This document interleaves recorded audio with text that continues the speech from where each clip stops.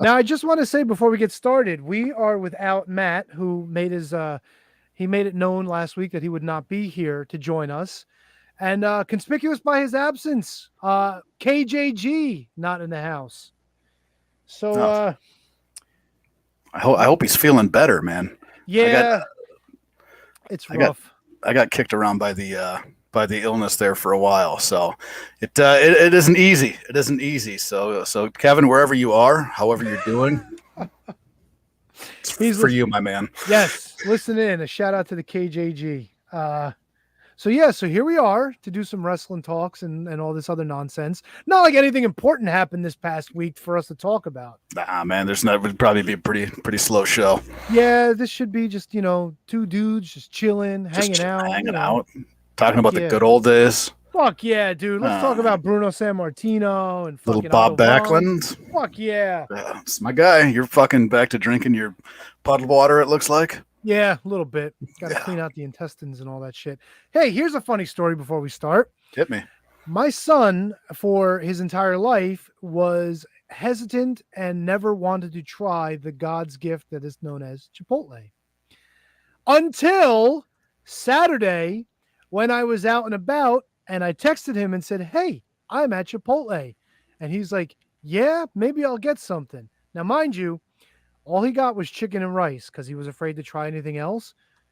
But guess who had to go pick up Chipotle again for dinner tonight because he was craving it?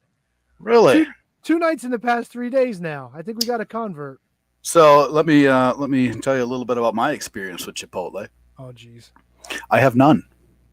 I have never once had Chipotle. Is there a particular reason? Do you not have one near where you live? I mean, No, they're definitely accessible to where I am. I just have no interest in it. no interest, really. None, man. None. Not even a little bit. Why?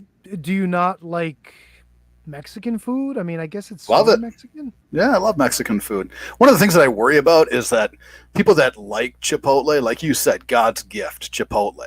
It's Like, and then delicious, bro. you hear people talking more and more about it, and the more it hypes up, the more I'm like, yeah, I'm probably not in for that. Like, remember, The Matrix. You remember when The Matrix came out? Yeah. And everybody was throwing loads everywhere with smiles on their face saying how great it was. I didn't watch it for like a year and a half after it came out because I'm like, no, fuck this. It's not the greatest movie of all time. You know what? I watched it.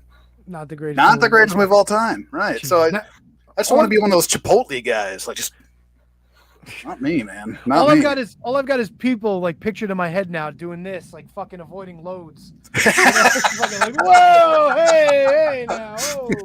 Didn't ask for that. Speaking of loads, someone told me recently that Ron Jeremy's in trouble for sexual misconduct and deviancy and all this other shit. Ron Jeremy? Yeah, I know the hell you say, right? He's trying to say that he's unfit to stand trial because he's not mentally competent. I guess the argument is like he's losing his faculties and whatnot. Okay. I mean, I guess too much punana would get you fucking crazy after a while, right? Would it? I don't know. What? Dude, I mean, it's a problem to have, I guess. Let's look at things. Like, I'm not sure of his exact start date. I am not a Ron Jeremy historian, but from the movies I've seen and the research I've done, I could say probably like at least like late 70s, early 80s, maybe. Right. You know what I'm saying? Yeah. So look, I mean, dude's been in tons of movies. Of movies. He's been everywhere, done everything, pretty much. He's listen, generational guy. Porn stars from the 70s, porn stars from the 90s. I mean, the dude was probably still working until the 2010s, no? Oh, I'm sure, yeah. So maybe he did reach that point where he kind of went a little, It could have just been age, though. I don't know if it has to do anything with the, laying the pipe. Well, either that or after 40 years of doing what he do, maybe he doesn't want what he do done to him when he gets in the penal system. That could be. Penal system was the right way to put it, too. I like that. Wasn't he a school teacher? Oh, God, I hope not. Like before or after? Before. I'm pretty sure he was a school teacher. Yeah, life after porn. I became a school teacher. Hey, you got to be able to make a living, Tony. You have to be able to work. Listen, I don't fault anyone for their careers. Whatever you want to do it. Do it with gusto. Make all the money you can. But you gotta fucking have some parameters. You know what I'm saying? Wait, so not even a little bit. Well, I mean, he was doing this for a living, and they changed professions doing something else. Doesn't matter whether he went from porn to school teacher or school teacher to porn. Now, depending on the class he's teaching, the school he's at, there might be some problems with, like the PTA, but it's neither here nor there. But I think it would be easier the other way around. So like if he was a school teacher first and then got into porn, because then built-in audience, right? I mean, look, it's Mandy Rose, except it's a school teacher instead of a wrestler. You got a point, right? You made your bones. People know, hey, Mr. Jeremy, how's it going? Blah blah blah. Holy shit! Did you hear Mr. Jeremy made a porno? What? Seriously? I love you calling him Mr. Jeremy like he's in a grade school. Yeah, but I mean, like that's what the kids would call him, right? I can't imagine, man. He had a last name. Well, I mean, I don't know if that was his real last name. I want to see his Christian name. Let me see. His Christian name. Well, I think he's Jewish, but you know what I mean. Yeah, sure. His given name. His name is Ronald Jeremy Hyatt, so he would be Mr. Hyatt. There you go, Mr. Hyatt. Guess how old Ron Jeremy is today as we speak. As we speak, I'm gonna guess he is 73. No? 69! That's a Yahtzee. I tried to set that one up for you, too. I wasn't sure where you were going. I thought he must be much older than I thought. My assumption was correct. Years active, 1979 to 2018. I guess I am a Ron Jeremy historian after all. Yeah, and he was a school teacher. Does that information kick you in there? He does have. He went to Queens College and City University of New York. He's got a bachelor's and a master's, although I can't see what he got them in. Let me see. Yes, middle-class Jewish family from Russia and Poland. There you go. His father was a physicist and professor at Queens College, and his mother was a book editor. Holy shit, dude. Yeah, that's one way He went to to go. Cardozo High School, by the way, in case any of you folks are out there. I think Phil Ray went to Cardozo. I'm not sure. Yeah. He majored in theater and education. Holy shit balls, dude. Yeah, who's the Ron Jeremy historian now? Holy fuck. What a way to kick it off, Tony. What a way to kick it off. Oh, you ain't kidding. You ain't kidding. Folks, we do have wrestling to talk about. I mean, there was a pay-per-view this past weekend. So aside from the fact that we do have results, we do have picks to talk about. And maybe somebody came back to WWE that we need to discuss. Ooh. Maybe some moving and shaking behind the scenes. I don't know. I'm just a fly on the wall to all this good shit. I guess all this and next on the Shining. All this and next? All this and more? All this and a bag of chips. There you go. Coming up next on the Shining Wizards Wrestling Podcast. The following is a presentation of the Shining Wizards Network, broadcasting live in high-definition video and available on all podcasting and streaming platforms. Follow us on social media at Wizards Podcast. Check out our merchandise at merch.shiningwizards.com. Do your Amazon shopping at amazon.shiningwizards.com. And become a Patreon supporter at patreon.com/wizardspodcast. And now, it's time for the Shining Wizards. Of course, I do want to thank Super J Cast. I want to thank Shining Wizards Podcast. I've been invited to do some great podcasts over the past month. Preparation for Wrestle Kingdom 17. What's up, fuckers? From the motherfucking Shining Wizards. Grab his dick and twist it! Dummy. Yeah. No. Fuck no. You cocksucker. Well. Shining Wizards rule the world.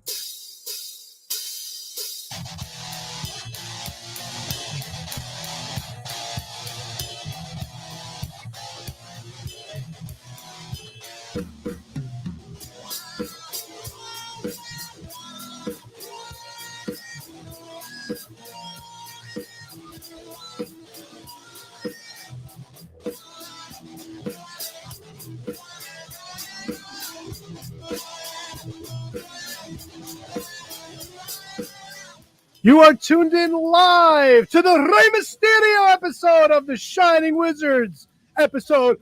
Jumping out the sky, 619, all that good shit. Booyaka, booyaka. Fuck yeah! Live on all the social medias, the Facebooks, the Twitters, the YouTubes, the Twitches. Go with you wherever you go in podcast and streaming form because we are worldwide, people. Time to get into some wrestling talk. And talk about wrestling. I'm Tony. Handsome Kevin.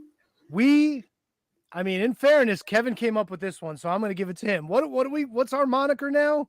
I'm pretty sure we're the Old Man Army, Tony. Fuck yeah, Old Man Army in the house. Look at that. Whoa, bro, if there's ever fucking meat to meat, it's right here, dude. Oh, man. Fucking Yeah, cool. well, step outside. We'll get some meat to meat. Hey, talking about Ron Jeremy, talking about meat. My kind of show, folks. Here we go. Welcome aboard. Thanks for joining us. We talked about it at the top of the show. Matt is somewhere in the Caribbean, sailing around eating unlimited ice cream and pizza and whatever else they fucking serve on cruise ships these days. And Kevin's convalescing at home. He should be back next week. He might actually join us tonight for a bit, depending on how he's feeling. But for now, it's handsome Kevin and sort of good-looking Tony, maybe. Yeah, you give yourself good looking, man. Yeah. Sharp Tony. Been putting on a sharp Tony. I like that. Cutting like a knife. Great. My mom's listening. Holy shit. Your mom. You shouldn't put that out of context, Mom. Really. This is a first, bro. 619 episodes, and Mom decides to join us tonight. Wow. Well, I have an idea why, Tony. We're talking about Ron Jeremy. Is that what it is? Oh, it's for you. Handsome Kevin, man. There you Handsome go. Kevin. There you go. Is it Diana? Yes. Hi, Diana. I hope this finds you well. Well, Tony! I know you're a happily married guy, but Mom is available if there's any, handsome young suitors out there. Well, it depends on how available she is. Don't worry, Mom. I'm hooking you up. It's all good. You dirty man. That's my mother. How dare you? That's my bad. That's my How bad. dare you. But I'm not taking it back. Take Tony. it back. Fucking Rocky marathon on over the holidays. I completely forgot about, by the way. I had no idea. Yeah, it was good stuff, man. Good stuff. Right. I'm sorry. I didn't mean to cut off handsome Kevin. It's fine, man. It's fine, man. So we have a lot to get into. A lot. I'm talking like a lot. You want to start off? Where do you want to start? That's the question, because I kind of want to dive right into to the big event. I want to get your thoughts because, hey, man, I admittedly not a New Japan guy, right? Very, very, very loosely follow the product. I watched the event twice.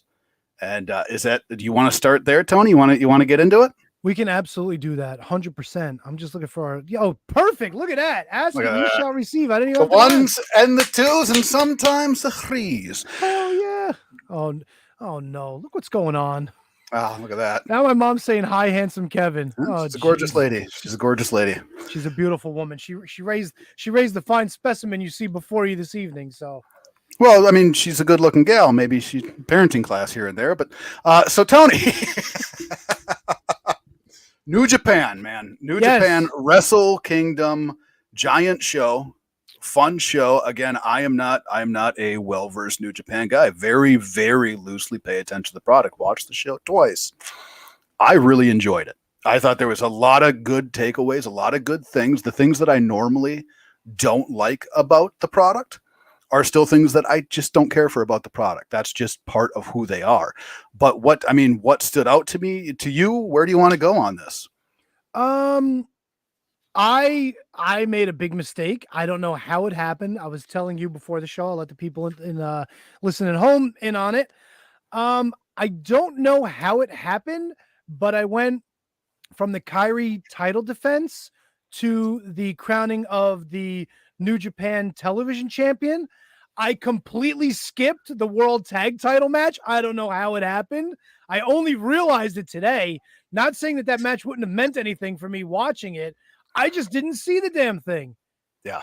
And from And what I I think- hear, it's what the kids call these days a banger. So That's what the kids call it. And I think that's, again, because like I told you, I think that you and I have very similar tastes in what we like to see in wrestling. And I think that's one of the matches that would have really stood out for you, just because of FTR style, obviously. yeah. And listen, I enjoyed most of the show. Here's one thing I'll just pose to you before we get into whatever you want to specifically talk about. Kenny Omega AEW, I can't stand the guy. I don't like the fucking around with the Young Bucks. I don't like the same old shit every week. I don't like the goofy stuff with Don Callis. Kenny Omega, New Japan, I'm completely fine with. There was one thing that I did sort of like, they probably could have stopped it there. Everybody's talking about the pre-show press conference or the pre-match press conference that he had with Ospreay. And he started off with Callis. He said his shit, I'm back. I'm, the hero. He's the god, whatever. And then Ospreay's like, where were you? I was here. I was here when people couldn't cheer to make sure they would cheer when they were allowed to again. Dude, heartfelt, immense, great promo. There's no need to give Kenny Omega the microphone after that. Cut that shit short. Let Ospreay take his belt and move on, and let Kenny Omega just shrug his shoulders and say, okay, that's it. And done. They didn't need to go back to Omega. It's a small point, but that's a big point for Ospreay, and he just poured his heart out, and then you have to have a little comeback to that. It's like, Yeah, I 100% agree with you there. It was not needed, and I think that was a very moving promo by Ospreay. And again, I apologize for my ignorance on the product. I don't know that I've seen a promo by him like that actually got you to believe in what he was saying and what he was doing. It got you behind him. So that was, I 100% agree with you. I think the match was outstanding. The one negative, I think, for me during the match, was I can't stand Callis on commentary. It takes away from what's in front of me. Matt said the same thing. I was okay with him. Like, I guess it didn't bother me that much. The only thing that I really get annoyed with, and I get annoyed with it when I hear it on commentary. I know friend of the show, Kevin Gill, does it all the time for GCW. And I know it's part of Ospreay's, like it's every other word in his vocabulary. Let's back off the F word, dude. Just back off. You can be forceful without using that kind of language, The minute I hear that come out, it's kind of like, you didn't have to, man. You really didn't have to say that. Right. Right. Well, because when you get the green light to say whatever you want, and that's where you go, it kind of takes you get to be less creative, right? Because it's a lazy way out. Yeah, it's like when you see a comedy show and look, swearing as complete, it's in the realm of comedy, but you always tend to remember and know a little more the guys that don't just rely on it as every other word. Make it make sense. Put it in there for a punctuation. Just saying fucking bra. Like, nah, dude, stop. You don't need that. You got passion. You don't need that word to get that passion across. He's a great promo without doing that. You don't need it. It's a crutch, and I get it, but you don't need it.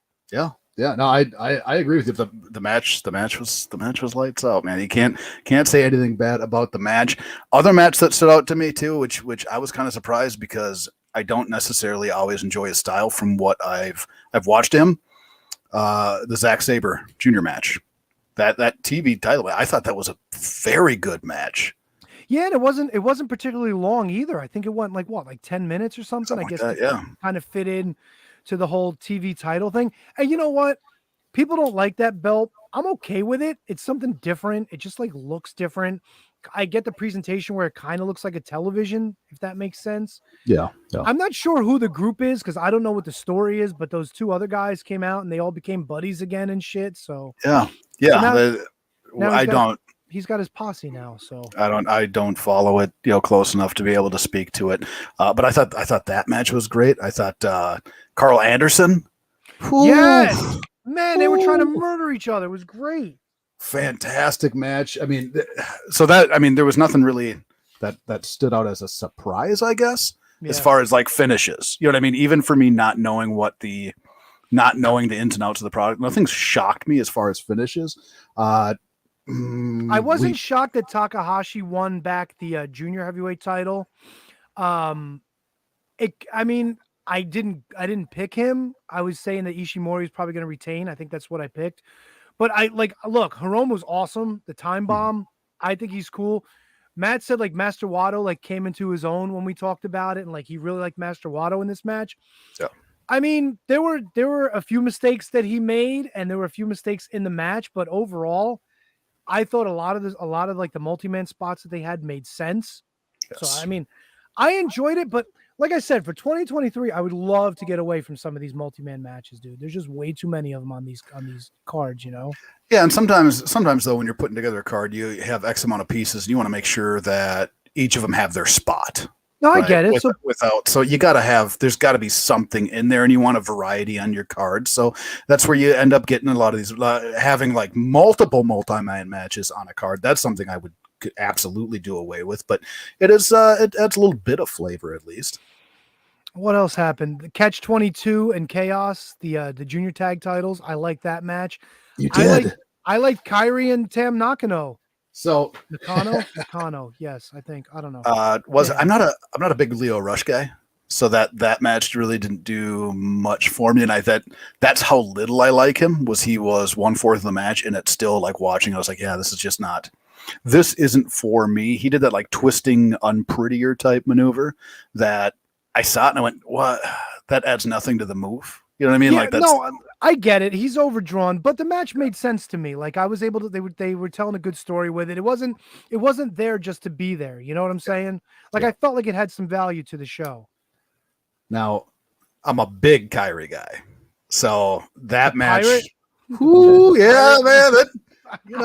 That's me, man. I'm a big Kyrie guy. Big fan of her work. I think she has like one of the better top rope elbows you see, just period, modern day. Oh yeah, and plus she like kind of gets that flail going when she yeah. You know what? Knowing what I know and watching New Japan, I was really surprised that was the finish. Like how clean it was right after the elbow. Yeah, I was expecting like the 1, 2, and then got up, but no, exclamation point. That was awesome. First title defense, big show. Well. Perfect. Absolutely perfect. Now, and we got your perfect friend coming out right after this. My perfect friend. Tony. Now, I've been critical of, Sasha Banks. Was it Mercedes Monet she's going by? So terrible. Tell me about that entrance music, Tony. What watching it, listening to that entrance music, man, I was losing my mind because the first thing that I thought was it's like a hip hop version of, remember Buff Bagel's Buff Daddy theme? Is that what it was? Just pop in and go Buff Daddy. Well, this one was her music, but just go boom, boom, boom, money, boom, boom, boom. But the song itself, it sounded like some sort of hip hop song that I like was familiar to me, right? Didn't it have some sort of feel of familiarity to it? I'm not a hip hop guy. I couldn't tell you, man. I mean, I was, and I can't remember. I mean, if anybody can help us out, that would be greatly appreciated. But it sounded familiar to me. Like it sounded like something that we heard on the radio years ago, but I could be completely wrong. I just hated it. The promo was bad, right? It sounded bad. She finished her promo by saying, "You can bank on money." That's how she finished it. She said, "You can bank on money." I'm surprised she didn't say something like, "That's money in the bank." Right. What'd you think of the rotting cheese haircut she had? Oh boy, did I ever hate that, dude! And people loved it, and good on them, but sure, not my type. No, hey, you're allowed to love it if you love it. It was not for me. I don't know, man. It was not. It fell short. I think that it fell real short. And I know in the Discord, people were like, well, people weren't, allowed to cheer or what, I'm maybe misquoting here, but that was kind of the effect of what I read in the Discord was people were saying like, well, I thought they weren't allowed to cheer. Like, no. They were allowed to cheer. It just fell flat. And, I think it was the Cabbage Sensei. He was saying that, like it seemed quiet for Kyrie. It seemed quiet for certain matches. I don't know, man. Came across on the on New Japan World. It seems like that crowd is pretty hot for everything on this show, to be honest with you. Like, I don't remember people coming out and the crowd just kind of being like, except for maybe Monet, but she's your girl. You talk it up. And all right, look, somebody actually posted on social media the way her finisher was supposed to look. When it happened, I thought she was just trying to be like, oh, I could put you in this hold anytime I want. I didn't realize it was an impact move where she was supposed to take it like a DDT or whatever and be out. Okay. The way she came across with it, she just sort of rolled out of it. Didn't even put like a punctuation on the end of it. It looked like just like an armbar takedown, and then she just popped up. Yeah. And poor Kyrie was sleeping. I don't get this. I didn't get it, dude. What did I miss? Like, Yeah. No, I thought it was initially when I watched it, I thought that Kyrie escaped. That's what I thought happened. And, yeah, like it didn't hit, right? Yep. And then when I rewatched, I was like, okay, well, she just botched it. And it wasn't good. It didn't make me like excited for their next. Now I'll try and take in more New Japan. I will try and take in more of their product and try and get a little bit more familiar with them, because for the most part, I did enjoy what I watched. But that was not. I don't know what they're paying her, but they might have overpaid just a coin or two. Well, if you're interested, February 18th at the Battle in the Valley, I'm expecting Danielson is going to be there with Mr. Miyagi. Kyrie will be defending against Mercedes Monet. Boy, Monet. And the word also is that she might be going back to WWE after her New Japan deal is done. After all, so who knows? Nobody actually knows. Everybody wants to know. Nobody actually knows. It was reported that Naomi might be going, or is reported to go back now too. So we'll see what happens. One last thing I want to hit on New Japan here, because it was a fantastic event. The main event. Oh, Okada. Yes. Hashtag FJW. Jay White, does he do much for you? No, but Matt's got a huge mega boner for him. Does he? Okay.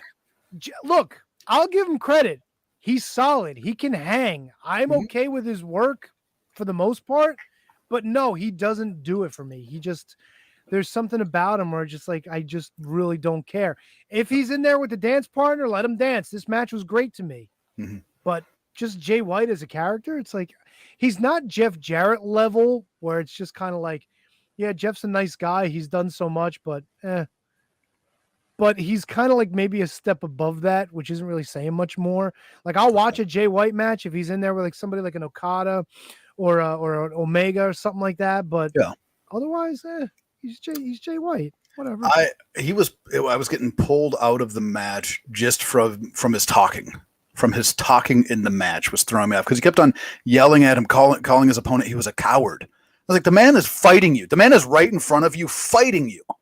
Tell me why he's a coward. Would you? The guy's fucking fighting with you, and you're yelling that he's a coward. Like, that part just really bugged me. I did like the crowd work in the beginning, where he started getting the crowd chanting for that was a nice touch. Yep. That was a beautiful touch. Well worked match. The only other thing I guess I would say about it that I maybe didn't care for was, if you're in the corner and you're holding on to the belt and the referee's trying to take it from you, you don't just kind of hold it a little bit, and then finally release it. Right? That seemed like such a strange moment, because it's like he's not going to release it. And I was expecting him to stand up, walk over, hand the belt over, maybe raise his opponent, something.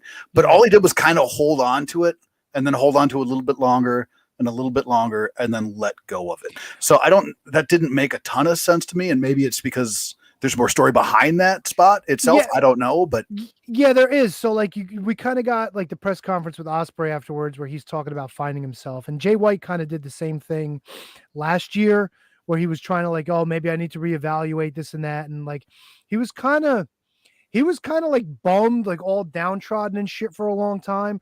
So maybe, continuing the story, he finally got back to the pinnacle. He was the world champion again, only to have Okada take it away from him. Maybe like, hey, this is what I was fighting for, and I don't want to give this up, but I know I have to, kind of thing. So yeah, so it's a storyline thing. That's probably why he didn't get a lot from it. Yeah, but it's not, I don't know. No, I get it. I get what you're saying. If you're going to do something like that at the end of the main event of a card of this magnitude, you can't end with you just handing it over, right? When you make enough to, the cameras are on you, you're making a show of it, right? You're making a bit of a show of it after the main event. It can't just be like, and now I let go. Right? Yeah, there has to be something. And that's the other weird thing too. Like, you noticed it in the women's title match. Every time a New Japan show ends after the main event, somebody's got to come out, make an appearance, and be the next challenger. It's kind of like match, belt to the champ. The next challenger comes out, and then the champ says a few words. Like, that's just how New Japan does it. Yeah. So we get Shingo Takagi come out, who I don't remember if he was the first champion, but he's a former IWGP World Champion. He's in that small group of people that have held this brand new belt. So he's kind of like, hey, I never got my rematch. And I think he's actually got a win over Okada in one of these like tournaments that they do. Okay. So, kind of sets him up. And you know what? When Takagi was champ, I was all about it, dude. I thought he was awesome. I thought he did a great job, Plus, he's an older gentleman, so I can completely understand. I want to hit the chat here for a second. We got the old Mott's Box says Bullet Club Rob Domingo was in the building, and he said it was pretty quiet. And then to your answer here, Tony, her theme either samples of Crisscross Jump, Nipsey Hussle's Hustle in the House, which sampled Crisscross. So yeah. you could have nailed it, Tony. I could be way off. I couldn't. I mean, tell me. I appreciate that, but tell me how much you hated the music. That's what I want to know. How much did you hate it? I'll take you behind the curtain. I was putting together some audio the past couple of weeks. I was doing the new intro for our commercial block. Once we get all our new commercials from our friends, everybody on the network and whatnot. And I cut a great intro, and it moved fast because I wanted to get through stuff, but it's not rushed, if that makes sense. And my son and I were sitting around trying to put music behind it. And he's like, that sounds kind of sappy. That's a little slow for what you were talking about. And there's one song that I had in my pocket for a long time. I'm like, I need to use this music on the show. I said to my kid, I'm going to put that under it. I put it under it. He's like, there you go. That's what we've been waiting for. My point is, Monet coming out to this music, wop, wop. Music was fine. Didn't go together with it, Yeah. No, I understand, man. That music could have been put in the pocket for like maybe a tag team that came up and, guys are a little more animated or some shit. You know what I'm saying? Yeah, they're just not Monet. I guess not. Monet. I guess you could put that in your fucking bank. Monet. Fuck. Great show though. Like all together. Like I really enjoyed it. I thought it was outstanding. It was the best that I've seen of their product. And I used to watch, loosely. So all wrapped together, I had a great time. I did a hell of a job with Wrestle Kingdom. Yeah, it was good times. It was good. And Matt stood up for the entire thing. So kudos to him while he's eating fucking gallons of ice cream and probably sloshing away somewhere at some nightclub. I don't know if he's a nightclub guy. I wonder if there's probably some bar somewhere, maybe a piano bar he's hanging out at. I was going to say, I don't see him as a nightclub guy, but maybe he's one of those guys when you get enough frozen margs in him, maybe then he's going, yeah, let's go wherever we go, wherever the night takes us, right? It's funny too, because I think the last cruise I was on, I want to say it was a Norwegian cruise. They had an actual like Irish pub kind of set up on one of the floors on the ship. And it was cool because like they had the bar, they had like an area with stools and benches. You could watch people as they're walking around. They had table service, all that good stuff. That's the kind of place I could picture him hanging out. Not one of these like fucking, piano guy or, like just people like open mic where they just sing karaoke. Then again, Matt maybe sings karaoke. I know Is he a little bit of a singer? All right. He's been known to belt out a tune or two. Not well, mind you, but right, but he's still belting it, and that's okay. Yeah, I can imagine him and Rhiannon fucking singing like "You're the One That I Want" or some shit like that. Going Grease, huh? Yeah, fuck yeah, yeah. Like Matt going ooh ooh ooh like a fucking gorilla. Ooh ooh ooh. Just, you're the one that I want. You're the one I. Ooh ooh ooh. Maybe, man. Not ruling it out, man. Oh my god, the two of them singing fucking Meatloaf. Let me sleep on here.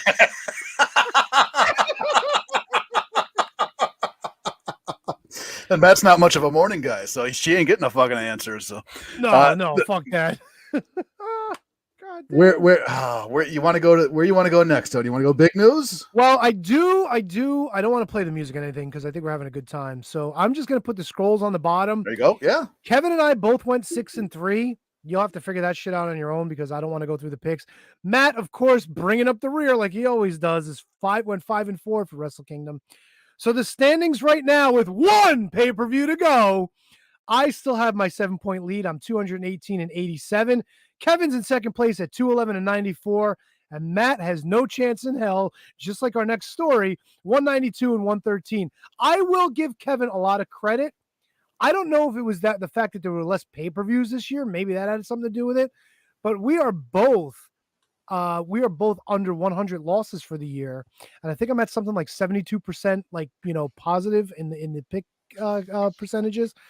So kudos to him. It's a shame he's getting his ass kicked for the third year in a row, but such is life. No, but not everybody can be 3-time pay-per-view pick thing winner Tony.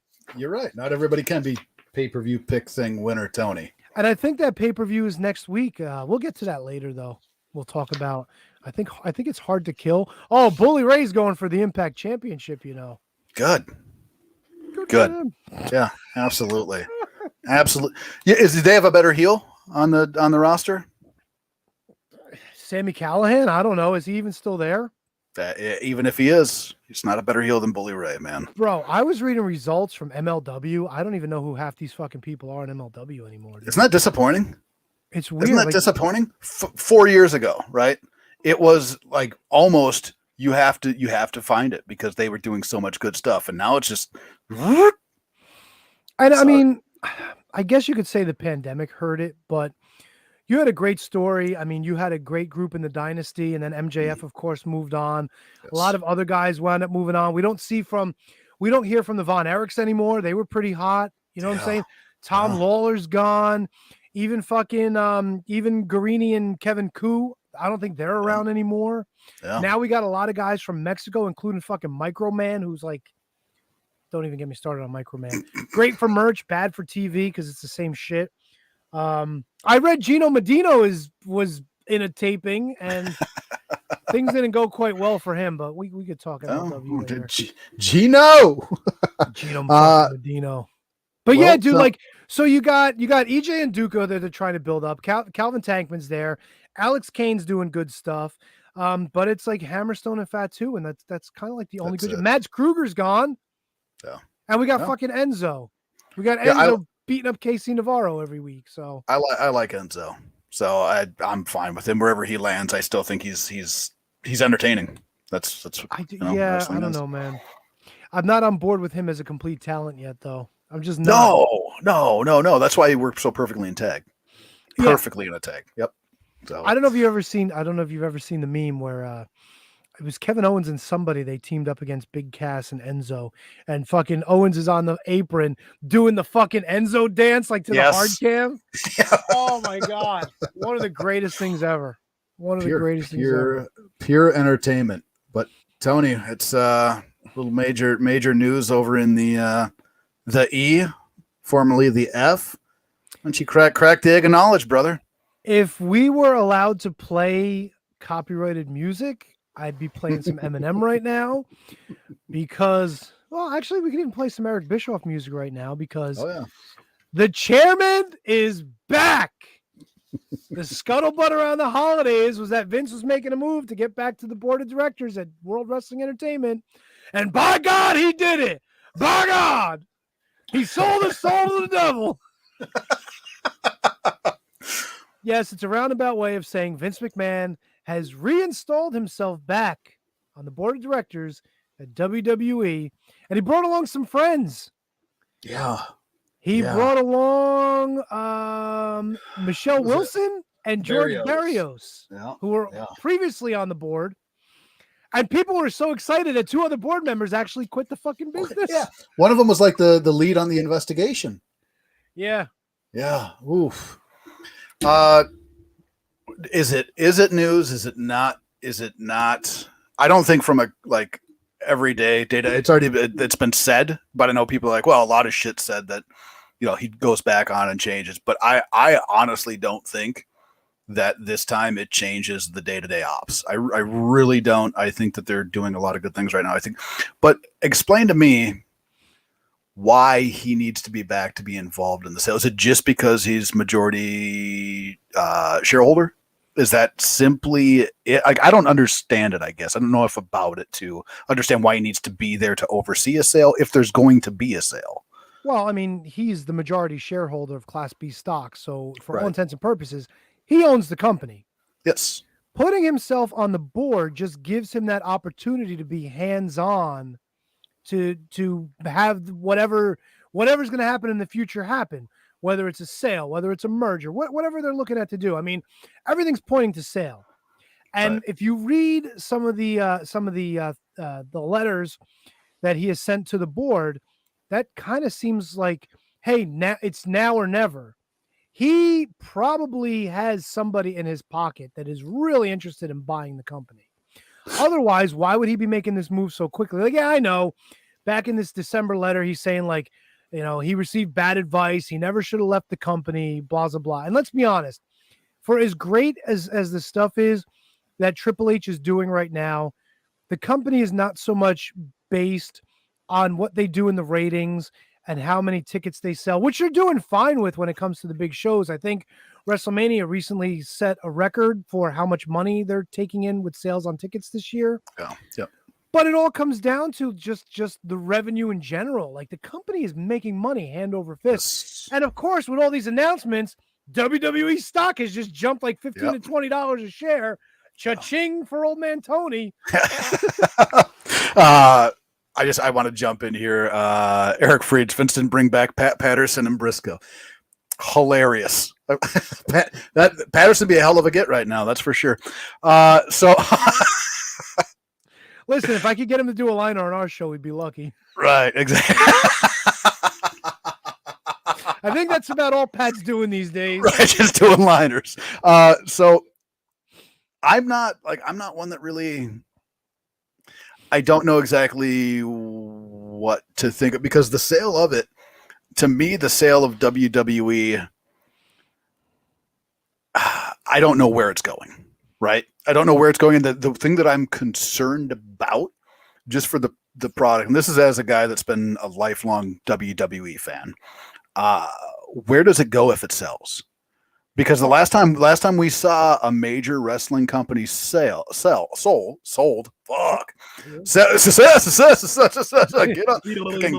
on the dirt bike. It was WCW, and we saw what happened then to WCW. Now, I'm not saying that that's what's going to happen here, but it is kind of a concern, because it's what we've seen before. The last major wrestling company that sold.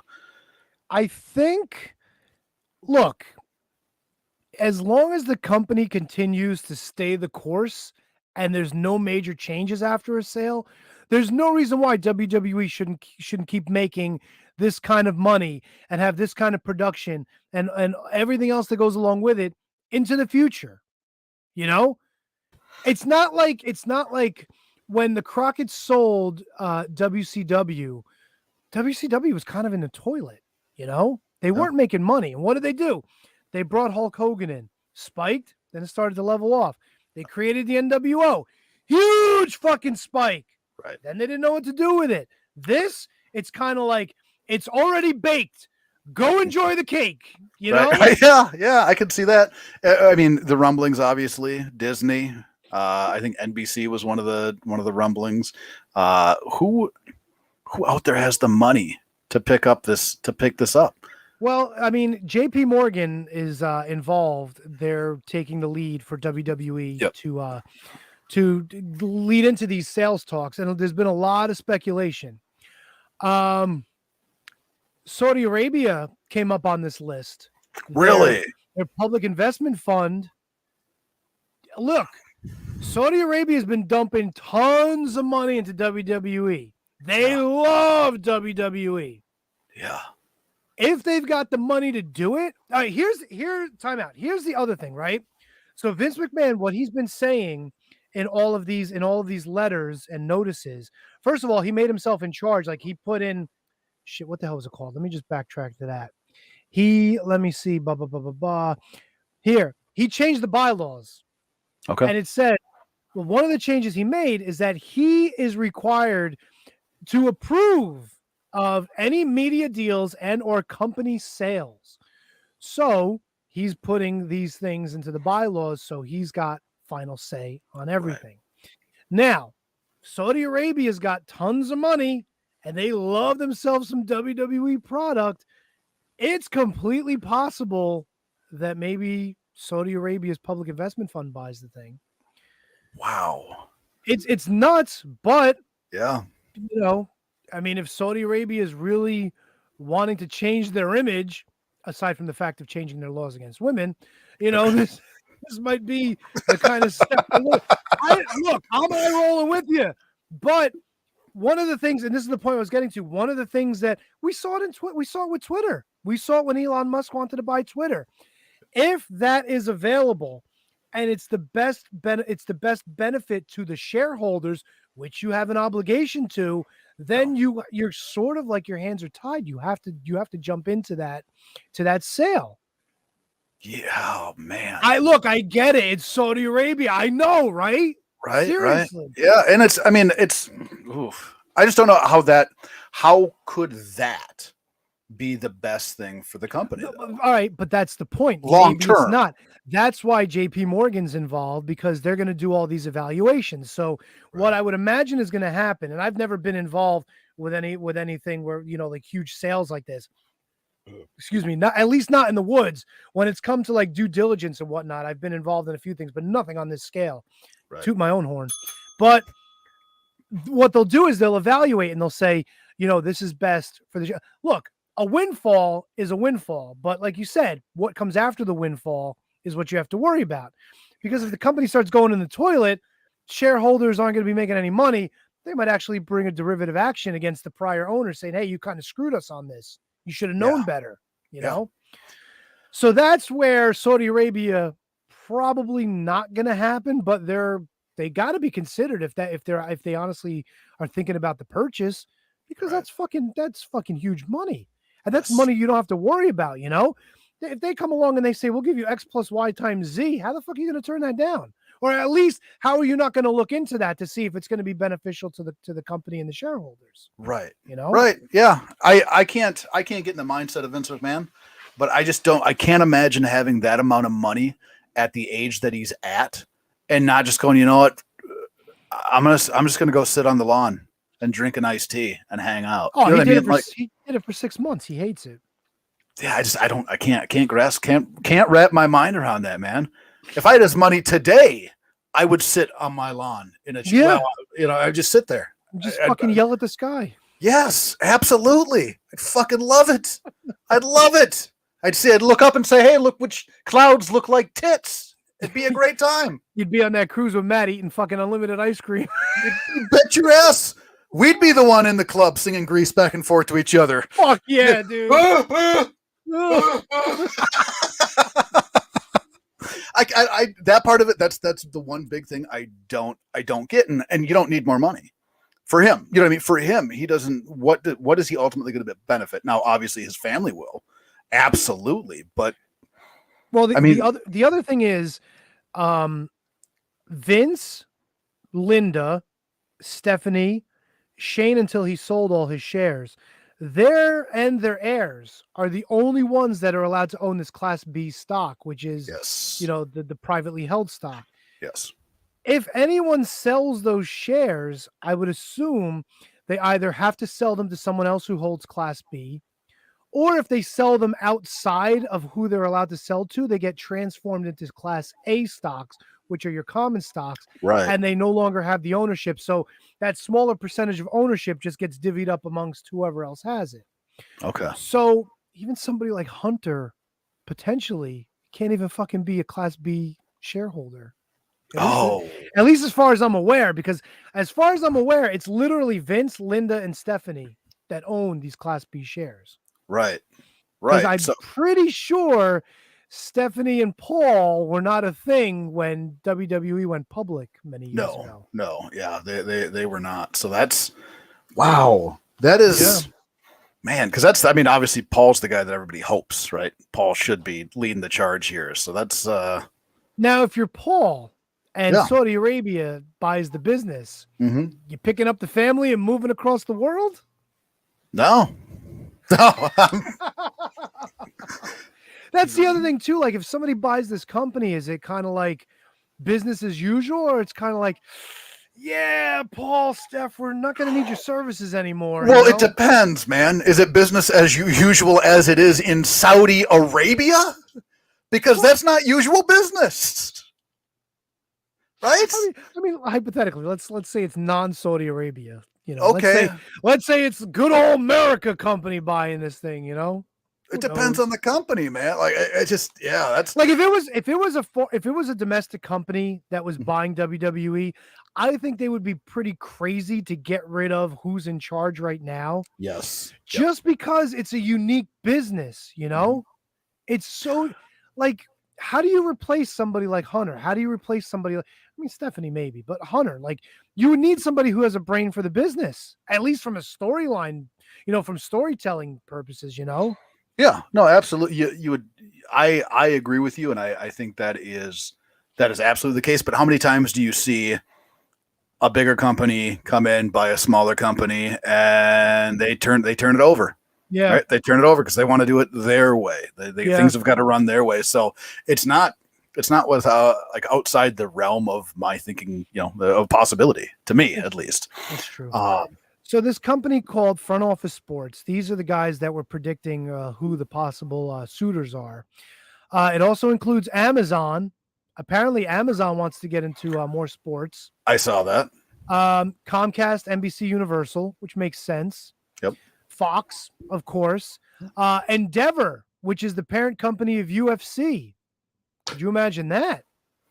Boy, imagine watching Dana White show up on WWE programming.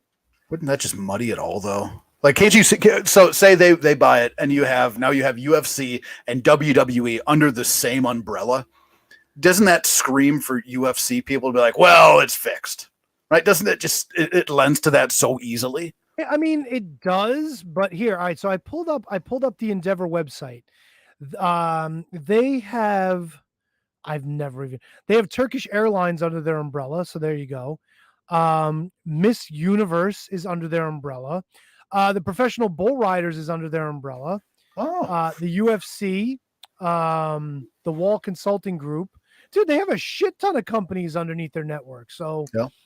Look, man, whatever. I can see some bull riders showing up on Raw. How fucking great would that be? Gonna ride again. Fucking old man JBL hosting a fucking like a lassoing contest with the fucking new guys in NXT. Come on, bro. Oh, didn't Bill DeMott get in trouble for something similar to that? But if one company that I would like, if they do sell it, right? Disney, to me, it seems like that would be a good match, right? They have your Star Wars, they have your Marvel, they obviously have everything Disney, and they get WWE. You can make a WWE hotel. You put the Hall of Fame in there. You have the WWE experience. You have WWE universe, the whole fucking thing. You know what? Go back to filming a Saturday morning TV show, and you put a goddamn ring on a Lazy Susan again, because I miss it. That'd be awesome. That would be awesome. Yeah, but could you picture some fucking bald dude just walking around Disney World with a fucking 316 vest and fucking jean shorts, calling everybody a son of a bitch, or fucking Undertaker? I tell you what, though, I forget who had the idea. It was great. We need the fucking Undertaker last ride in fucking Disney World. Oh, how great would that be? Yeah. Make it like a fucking, I don't know, like what was the shit they used to have? It's gonna be like a power tower, right? Just shoots you up and drops you. Yeah, like the free fall. But when you get up, it shoots you up even higher, so you get into that position. Yes, yes. Fuck yeah, dude. I hope somebody's working on it right now. We got to call top guys. And when you hit the bottom, you hear like the boom. Yep. That's perfect. God damn, dude. So that would be dude. Fucking Space Mountain. Put Ric Flair's face on the goddamn outside of it. What do you? Tell me what that ride's like, Tony. Put Ric Flair's head on the "you must be this tall" part of the ride, and when you go underneath it, if you're tall enough, he goes, "Woo! Come on in, or come take a ride," or some shit like that. Fucking oldest ride, longest line. Woo! Fuck yeah, dude. Or they have like you know how they do like the live shows sometimes? They'll have like, performances on stage where they'll do shit like movies. Like you do like a fucking Chippendales thing, but it's the Bushwhackers, and they come out and they fucking lick your heads and shit. Yeah. It's got fucking Yeah. potential, bro. Yeah, isn't there just one bushwhacker though? It'd be a bushwhacker situation. No, I think they're both still around. Are they? Oh, marking out. He hit it. Rock and roller coaster would be easy. Fuck yeah, Yes! dude. Yes. Fuck Man. yeah, dude. See, he gets it. He knows what's going on. That'd be the one. I don't like. Let me be clear. I don't want a sale to happen. I do not want a sale to happen. Well, being a shareholder in World Wrestling Entertainment, I would take a sale if the right, money came along. Well, yeah. I Send can send understand. checks to this guy if you want to pay me off. You think Jeff Jarrett's kicking himself for selling the stock? Oh, fuck him too and his fucking gold pyramids. You done fucked up big time, sir. By the way, the other person that the other group that Front Office Sports mentioned was Liberty Media, parent company of Sirius XM. So there you go. Okay, interesting. Now I could see obviously a lot of people are trying to grab, right? They're trying to grab things. Amazon, right? Trying to have more things on their sports channel. Which I can tell you right now, when I stream their football games on Thursday night, it's nothing but fucking troubles. I can't stand it. Really? Yeah, live streaming for me and Amazon don't get along. So I would hate that to be if it becomes something that would be exclusive, right? Mm-hmm. And I don't. Because they would have to transfer the fucking network. Here's Right. the other thing, right? The network being on Peacock sucks. It fucking sucks. If you are in any other country on the planet, you get WWE Network. Right. And there's nothing wrong with WWE Network. But I can list a shit ton of shit that is wrong with Peacock. It's fucking terrible. It is terrible. You can't fast forward. You can't get to certain spots and certain devices. It's ridiculous. God forbid you're like, oh, I want to watch, I don't know, Survivor Series from 1994. You better fucking be able to count from whatever first year Survivor Series was to figure out what goddamn season it is, even though each season only has one fucking episode because it was only one Survivor Series each year. What are we doing? What are we doing? I don't mind it actually. I don't mind it. Come on, dude. I much fucking preferred. terrible. I much preferred the network. Obviously, much preferred. But I've gotten used to Peacock, and I'm okay. The one thing that I don't like is the editing out of things. Mm-hmm. Right. That's the one thing that I don't like because they're not doing it on all the other TV shows that are on the net or that are on Peacock. So, and I always hate that wrestling's held to this like different standard. Right, because it's not exactly sport, but it's not exactly entertainment. Well, yes, it is. It's entertainment. It's TV show.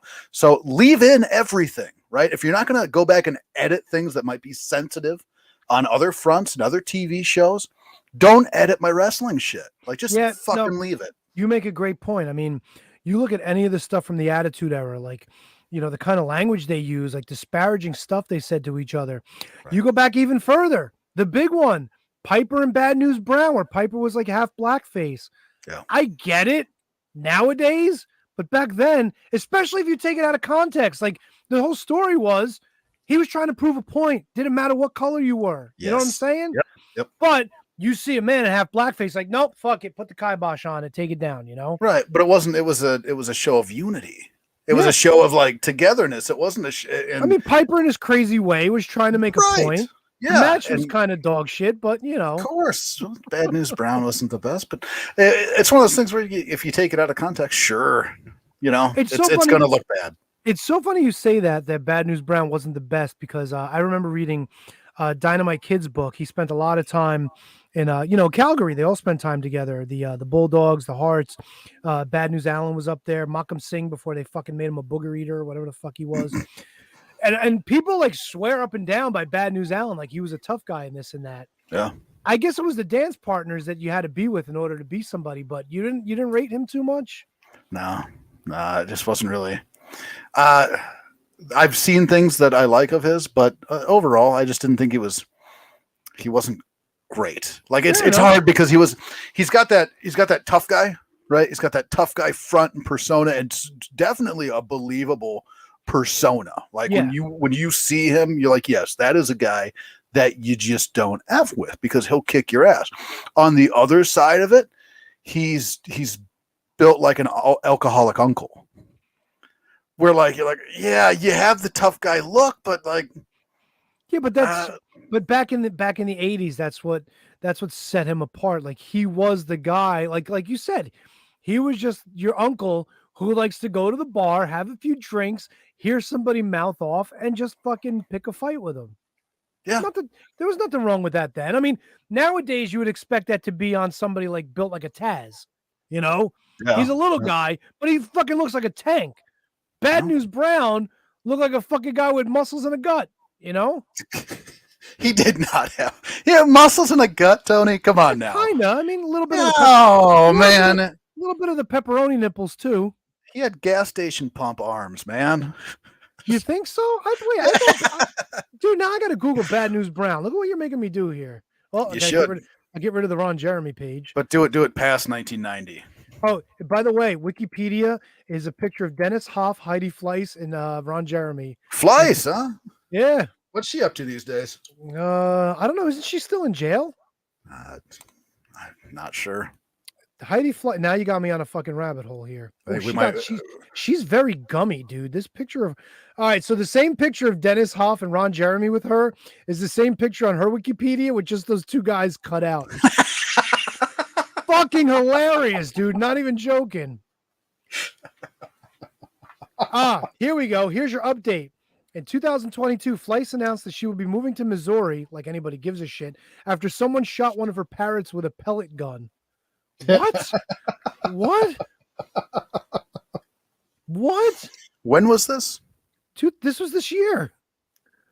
Somebody shot her parrot. No, she's out. Missouri. Somebody's trying to... Well, she was living in Nevada. Apparently, maybe she was... she was engaged to Dennis Hoff. Look at that. I guess they never got married because it doesn't have her listed as married. I was going to say that she's living in Nevada, but she's looking at getting back in the Well, game. I forgot. Dennis Hoff died, so that's why they're no longer engaged. So there you go. Oh, She should have fucking got that shit sooner. gotta rack that up. Gotta make the deals while they're able to. So in 2013, she was growing marijuana. They confiscated all the plants that they found in her home. 400 plants. That's not just home use right there. I mean, I'm no expert on the marijuana business, but 400 plants is not for home use. But whatever. She was not arrested. The report went to the district attorney's office, and I guess nothing happened. Well, I guess somebody 9 years later found out she was growing some weed. They decided to take it out on her parents, and she said, "Fuck this! I'm going to fucking Missouri." Fuck it, like was it Dumb and Dumber? Pretty bird. Shit, I was gonna look up Bad News Brown. Look what you made me do. I don't want the Bad News Bears. I want Bad News Brown. Yeah, dude, he's kind of muscular. Come on, he's got some muscle on him. Yeah, what year are you looking at? I don't know. It's black and white. It's a black and white. You know what? He looks like he could have been a fucking doppelbanger for Mr. T. You know what I'm saying? A little bit. Kinda, little, yeah, with the beard and the eyes and everything. Listen, Brendan Heaney pops in. Bad News was a legit judo medal. That's winner. right. I forgot about that. I forgot about that too. Doesn't change the fact that he's a beer belly with arms, man. You didn't like his battles with Jake the Snake, where Jake was bringing the snake and he was bringing a cage full of sewer rats. No.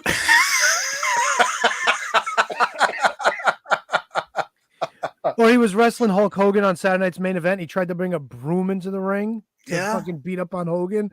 Or when he got on the mic and he said "Ghetto Blaster time, sucker," and the Hulkster knew it was coming and he ducked. You know what that was? That was an out, so Hogan couldn't kick out to the Ghetto Blaster, because I guarantee you Bad News Brown was like, I don't want that big motherfucker kicking out of my finish, so let me just call it out and fucking make him miss it. I'll call him a yellow belly shrimp or whatever the fuck he used to call people. And he goes, "Ghetto Blaster time, sucker," and he fucking went to kick him and he ducked. That's how he got out of fucking no selling the kick. It was a shovel. Thanks, Motzbach. There you go. It was all that horse shit of him thinking that he was a tough guy that he had to clean up on the way to the ring.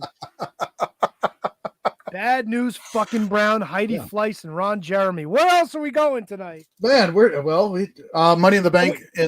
We got any more on Vince? Is there anything, or do you think we fucking killed this whole story? No, I mean I don't think so. I think that we covered what we needed to cover as far as Vince goes. What I would like to mention is It ties into what we were talking about New Japan and now Vince. Miss Dun Dun Dun Money tweeted out. She tweeted out, "Thank you at Vince McMahon." And the amount of people that said and attacked her for thanking Vince McMahon, do away with you guys. You thank whoever you want to thank, whoever you feel helped you. You can thank fucking anybody you want. And to shit on somebody for thanking somebody that you don't think she should, it's who she's thanking. Get off your keyboard. Just get off your keyboard. People just suck. I've said it a million times and I'll say it a million more. Social media has given a voice to people who should have never had a voice. Mm-hmm. And I get it. I'm a free speech guy, but some people just don't know when to shut the fuck up. Yeah. There's times where I've sat on this show and I'll have Kevin and Matt like get on me after an interview going, "Oh, what's the matter, Tony? You don't want to ask any questions?" Sometimes you don't need to. If shit's working, you don't need to jump in just to hear your voice. I don't need to hear my voice more than I need to. You know what I'm saying? I know what you're saying. You know, that's why we're the old man army, Tony. Well, this is what it is, man. Look, we have the wisdom that these younger guys just don't have. They don't get it. They don't get it. They don't get it. Money in the Bank is taking place in London. Sorry. Bum, bum, bum. Money in the Bank is in London. Any thoughts on that, Tony? Any big thoughts, wild thoughts on Money in the Bank going to London? No. I'm kind of surprised that Money in the Bank is still a thing. I thought one of the storylines that Triple H was wanting to push was to get back to making Money in the Bank an attraction at WrestleMania. Yes. I don't know how you do that if you're going to tie up WrestleMania with 2 Money in the Bank matches. Yeah. Unless they do away with one of them. Probably the women's one. You know what I'm saying? You can move one. Yeah. Move on to SummerSlam. Move on to Survivor Series. Perfect. You know, easy, right? Perfect. Easy. Yep. You get the men in March and you get the women at SummerSlam in August or even November for Survivor Series, whatever. Right. Yep. Whatever. Easy. I'll tell you this much. I was thinking about this a lot, and there's a lot of shit that I don't remember that happened during the pandemic. But like, I know everybody was experimenting with all these football field nonsense things and you know, like all the cinematic shit. Some of it was better than others. I do have my favorites, and I love favorite cinematic match, bro. AJ Styles Undertaker was fucking awesome, and I will fucking always say it was awesome. So out of the cinematic matches, that was the best of them. I can't stand cinematic matches. But you didn't like that one? I like that there's nostalgia aspects of the match that I enjoyed, but it's still not like it's. You didn't like fucking the dudes with the solo cups and the Viking Raiders going bowling and shit? No. You didn't like the football field fiasco that fucking AEW did? No. That was pretty rough. I'm just throwing them out there. I want to see which one's really sticking your craw. But I will give them credit, and I'm not completely against the idea of doing this again. They had both Money in the Banks at the same time at WWE headquarters. Now, if you want to take the cinematic aspect out of it, I'd be completely okay with 2 fucking briefcases over the ring and watching 20 people fucking kill each other rather than 10. You want to give me a multi-man match I can be happy with? Yeah. Give me one where there's fucking bodies just falling all over the place. And you got Chelsea Green getting one and Zack Ryder getting the other? Is that what you said? Yeah, dude. Oh, fuck yeah. That'd be awesome. I'm a man of ideas. Even better. Everybody involved in that match has to have a female partner. Like, they have to have partners together to win the fucking thing. Okay. See, there you go. Man, it's like you've been hanging out with Vince Russo. Fuck yeah, bro. Yeah, bro. Bro, you piece of shit. Bro. Where you want to go, Tony? Where you want to go, my man? Naomi's coming back, apparently, if we're on WWE. And Doudrop's been gone because she was sick. Yeah. Yeah. Glad she's better. Yeah. Yeah. I mean, sure. Good. Glad she's. I mean, if she's better, glad she is. If she's not, I hope she gets there. Naomi, I don't really care about, but yeah. No, she's all right, dude. I want to feel the glow again. No, no. I want to see what the fucking glow shit on the belt again. Dude, come on. That gimmick is fucking cool. That entrance is pretty cool. I like that entrance. Do you like that? Yeah, man. All right. It's something different. You know what I'm saying? Like the lights go down and all you see is her fucking dancing with the. It's better than fucking Monet. Oh yeah, no, it's better than bump, bump, bump. Monet. Monet. No, man, fucking hate that. Yes, it is better. It is better than that. But yeah, no, not for me, man. Not for me.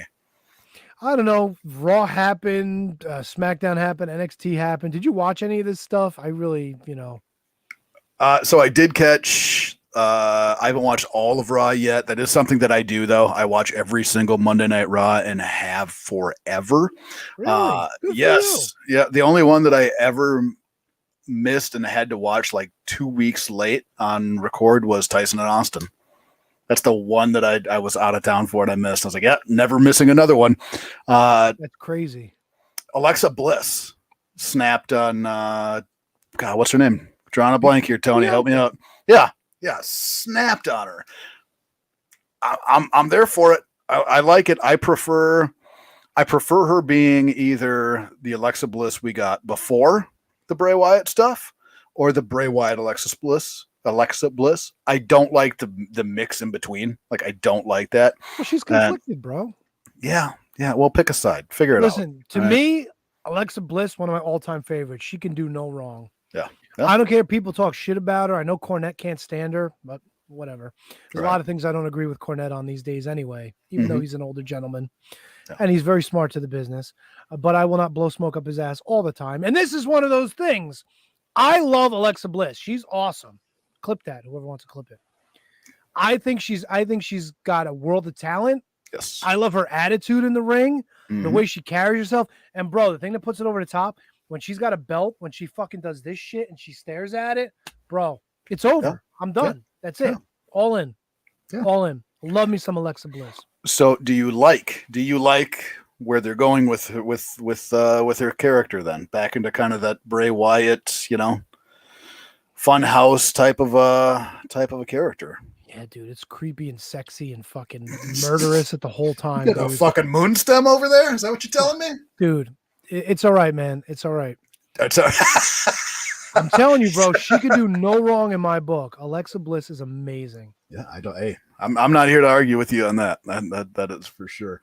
I would say, SmackDown, the one big part that I enjoyed. Usi shit, right? Yeah.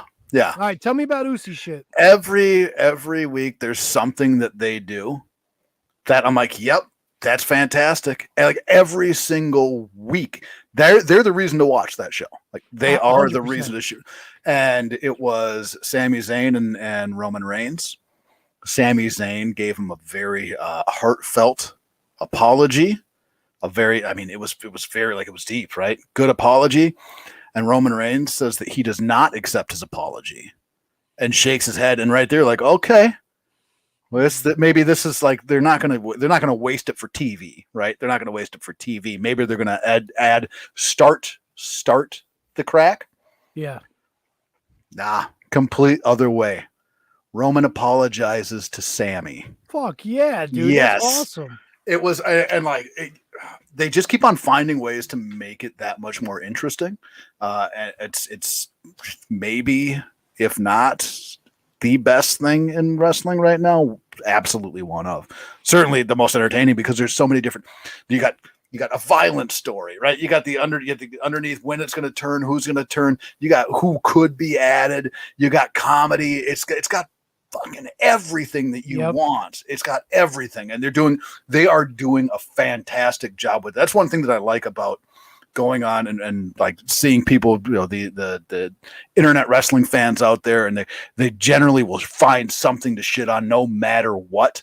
This is one thing that it seems like even those that want to just take a shit on everything, they go, I can't really find anything to shit on. Where's my shit target, right? Yeah. Like it's It's amazing, man. And It's amazing. everybody has their place in that lineup, and everybody fits that place to a T. It really is something incredible. Yeah. It's worth it, man. It's worth it. If you're not watching it, it's worth it to watch it. You want to go? Do you want to go a little AEW, Tony? Is that where you want to go? You want to do? You got Patreons to do? What do I you want? haven't. Yeah, I gotta do them. I have them somewhere. Let me see if I can find them. I'm always looking. I'm always. Oh, they're on the desktop. That's why I can't find them. Because usually this is the Matt gimmick, but I like doing the Patreon reads every now and again. Hey, man, you bring fire to those Patreon reads. You know what? I don't know if there's going to be fire tonight. I'm going to try my best, but if you want to step out, grab a beverage, take a break, it's up to you. Unless you want to stick around for the reads and whatnot. I hang out, man. I'm good. Fuck I'll, yeah, I'll, man. I'll mute. I'll chime in when I need to. Gotcha. And while handsome Kevin lays back in the cut, checking on the ones and twos, making sure I sound great, rocking out to a little fucking Monet in the background I can see, we're going to bring you this week's Patreon producers. You want to become a Patreon producer? You want to support the show? Well, you can fucking do that. It's amazing. I'm going to be like Will Ospreay and say fucking every other word. You fucking go to fucking patreon.com and you fucking go to fucking Wizards Podcast and you're going to have the fucking option to support us. $1 a month, you become a fucking Patreon producer. $3 a month, you get the entire fucking catalog of exclusive fucking episodes, including fucking crossword puzzles and fucking profiles and fucking watch-alongs and all that good fucking shit. Kevin fucking watched the fucking Royal Rumble from fucking SmackDown. You're like, what the fuck? There was a Royal Rumble on SmackDown? Yes, there fucking was. Ha ha. And Kevin watched it and he'll bring it to you. And if you can figure out where the fuck it is on fucking Peacock, you can fucking watch along right with him, whatever. I got Monet on the mind. That's why I'm feeling the fucking rhythm, baby. For as little as $1 a month, you'll become a Patreon producer. $3 a month, you get to join us. You get to fucking wait, time out, hold up. You get to check out our Patreon catalog of exclusive episodes. Those are our curtain jerkers, and we love our curtain jerkers. Nothing more than Matt loves on the show than the fucking jerkers. You know that one. $5 a month, we'll plug your shit. You got social media, you got a website, you got a website, a company, anything you want to plug, we'll fucking plug it for you, man. We'll do that. $5, $10. This is the fucking gimmick of all gimmicks. Matt pretends to put names in a hat, and then he'll just pull out a name. He'll be like, oh, let me see who's going to win this month. In the meantime, the fucking name is like all the same person. And he goes, oh, look at this. Fucking so-and-so just won. He gets to fucking do this. I'm lying, by the way. He legit puts names in. He'll fucking kill me if he fucking knows that I'm fucking lying about fucking shit that he fucking is in charge of. Sorry, I had to go back to that. Kevin's fucking cracking up. This is awesome. But for $10 a month, we will draw somebody's name out of a hat each and every month, and you get to be involved in the show. We got a guest coming up. You want to sit in and ask some questions? Sit in and ask some questions. You want to play Can You Beat That? First of all, you're fucking nuts for trying because Matt's a fucking murderer. And two, I don't think you have the chops. But if you fucking get picked, prove me wrong. You want to join us for a watch along? You want to go down the aisle with us? You want to sit down on some bonus content? Maybe play some fucking crossword puzzles or some shit. Whatever. It's all you, baby. Carte blanche. $10 a month, becoming a Patreon supporter. Speaking of Patreon supporters, I want to give you our roll call Patreon producers because these are the people that keep this ship moving each and every fucking week. By the way, fuck you, GoDaddy. Not renewing. You're done. Sorry, not sorry. Let's thank the Patreon producers this week. We got the queen of the Shining Wizards, Kathy Hummer. She's been around forever. She's not old, though. She's a spry like 19, but you didn't hear that from me. She's a good woman, that Kathy Hummer. Fucking handsome Manny Crozzo. Everybody's going to be handsome tonight. You know why? Because I'm feeling good. I'm looking at handsome Kevin, and I just want to fucking spread the handsome love. I mean, look at that fucking face, dude. If you're watching this, look at how handsome he is. Look at this shit, bro. Look what I get to work with tonight. I'm the one that should be creaming in my shorts over here, not him. Me. Fuck yeah, dude. Manny Crozzo, the king of the Shining Wizards. Danny Rusinello. He's not Danny Roos on the Twitter box. Anthony Rusinello, he's the fucking head muckety muck over at the Mark Order podcast because we know sure as shit Matt only shows up to go, well, I fucking slung some pizzas today and I didn't fucking watch anything. I'll see you guys next week. Whatever. Sean Toe, Sean Calejo, my fucking boy Sean's bounded by fucking first names. I don't know. They're also Patreon supporters and producers and all that good happy horse shit. Kate Hensler, Kate the Great, at Miss Kate Fabe on the Twitter. She's a fucking host of Sour Grab. She's on the Friday Night SmackDown Rampage post shows. She's also on the Mark Order podcast. Kate doesn't have time to take a shit anymore. Please help Kate take a shit. I'm begging you. If you see her in public, empathize with her. I feel your pain, Kate. Matt Garifo at WhoDatMatt81. No relation to the fucking guy who's convalescing at home. Get well, Kevin, and we love you, Matt. Christine Friesendorf. Fucking Kieran from the Bread Club. I wanted to save this. I know you heard the beginning of the show, but Kieran doesn't fucking get the love that he deserves and demands because Kieran is the host of the fucking Bread Club with Matt for fucking Sean Ross Fightful, that fucking guy. But thanks to Kieran and thanks to Matt and their hard work on that show, we got fucking plugged. The Shining Wizards got plugged. Wrestle Kingdom 17 on commentary as Great Muta is walking to the locker room thinking about the sexuality of Shinsuke Nakamura. We were getting a fucking plug on pay-per-view in front of fucking hundreds of thousands of people. You can't fucking teach that, motherfucker. God damn. Mark Parloni, happy birthday, Mark. I hope you're on the road to recovery. I'm sorry, Kevin. I know I'm fucking rolling. Just fucking let me go like fucking Jim Belushi. John Belushi? One of the Belushis, the one that killed himself, not the one that became a school teacher. You know the movie I'm referencing. Fucking Thomas Cops, the Mott Spock, high five Tom on the Twitter box. He's the marking out ROH Revelry guy. He's a good fucking dude. Make sure you say hi to him when you see him. Michael Hammond, Matthew Birch, Braden Bergeron, at Enfuego30 on the Twitter machine. He's our number one fan from Iowa.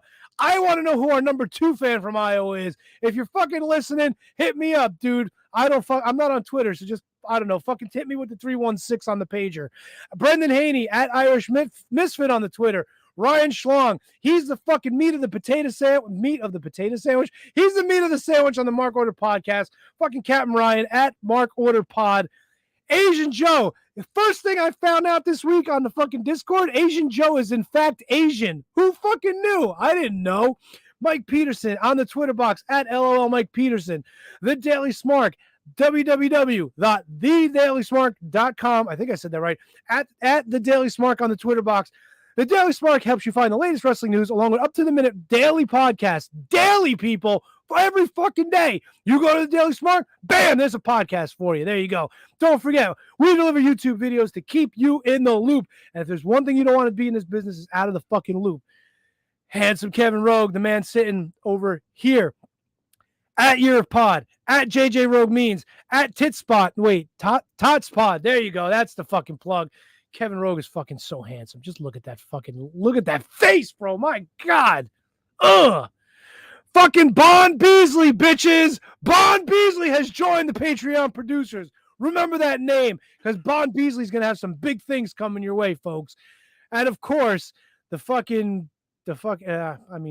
all right, this guy, I guess. I don't know. He's at W. Mercier Jr. on the Twitter box. We fucking love him to death. He's the one and only William Mercier Jr. I'm not taking Kevin's spot. I would never do that. Testing you. I would never do that. I would get a mean fucking text later on tonight. Oh, I'm sure you would. I know you would. Well, we all know that lives are going to be in his hands. You know what we mean. We always know what you mean, fucking Absolutely. William Mercier Jr. Absolutely. And Convalescent Kevin, we know what you mean too. Oh, dude, I hope I'm not getting a pimple on my nose from these fucking glasses. That's the worst. From the glasses? Yeah, because I'm like fucking sweating like an idiot down here because my wife fucking feels the need for this house to be a sauna when it's fucking like 40 degrees outside. Oh, that's fucking miserable. You got it, buddy. You got it. You set that thermostat to 62 and you leave it year round. I would just fucking rip it off the wall. There you go. Yeah. Problem is we have one of those smart ones. Oh, dude, I got the fucking gimmick on here. I don't even know how to get connected to ours, so my wife's got full control over it. Yeah, Control. I took that down a notch. We don't need that heat. No, absolutely, man. Absolutely. Damn, So dude. I wonder if my mom's still listening. Probably not. She hasn't said anything in a while. She's probably having them dreams about handsome Kevin right now. Man, there you go. Thanks, Diana. Mom. Thanks, Mom. Diana, you just let me know, baby. I love how you're calling her Diana. It's so great. Hey, pretty mama. So let's why don't we get a little bit of AEW here, Tony? Because they did have their they had their week of battling of the belts and whatnot. Bro, it seems like they did 400 shows this week. Is it just me? Yeah, no, it did seem that way. It did seem that way. And I'm sure all of it was riveting, fucking exciting television. Well, let me give you the results here, Tony, because I got them in front of me. Thanks, Brennan. We got Ricky Starks defeated Chris Jericho. Wait. Were there any shenanigans to this, I wonder? I wonder. I don't remember. I see Angelo and Parker and Matt Menard were with them. Are those like the Yeah. guys that used to be 2.0 or 3.0 or some shit? Yes, but I don't. So that's the problem. I watched it. I don't remember. So even if there was, it wasn't memorable. The Acclaimed against Jay Lethal and Sanjay Dutt. So this is Sanjay Dutt? Oh, sorry. Jay Lethal, Jeff Jarrett with Satnam Singh and Sanjay Dutt. So we got a Jeff Jarrett appearance on the first ever AEW Dynamite of this new year. Unpopular opinion, love Jeff Jarrett. Love him. I've always been a Jeff Jarrett guy. I think he's fantastic in the ring. He can work with anybody, and not everybody can do that. Mm-hmm. He's got a style about him. You talk about career longevity. Mm-hmm. The guy can go. He is one of the more, I think, undervalued and underappreciated performers of the era, and he's spanning eras now. So talk about a career, man has it. Now, I was for a minute as happy as I've ever been watching AEW. Get out of here. During this match, yes. Because during the match, the first title change, what had happened was it was Jay Lethal and Double J Jeff Jarrett won the match. Oh, 1, 2, 3 via cheat, right? Uh-huh. Guess who comes down? Guess who says no, that's not the way it should go. Gorilla Monsoon. Yeah, Jack Tunney.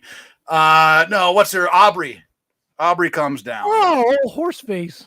And she's yelling, no, there was cheating. This can't be. And I was so excited and happy because I know how many fans hate Jeff Jarrett. And I wanted to see the motherfucking internet burn to the ground. Because I like Jeff Jarrett, right? And I like made that even for that story, putting the belts on them is not bad, right? For that story with how over the Acclaimed is.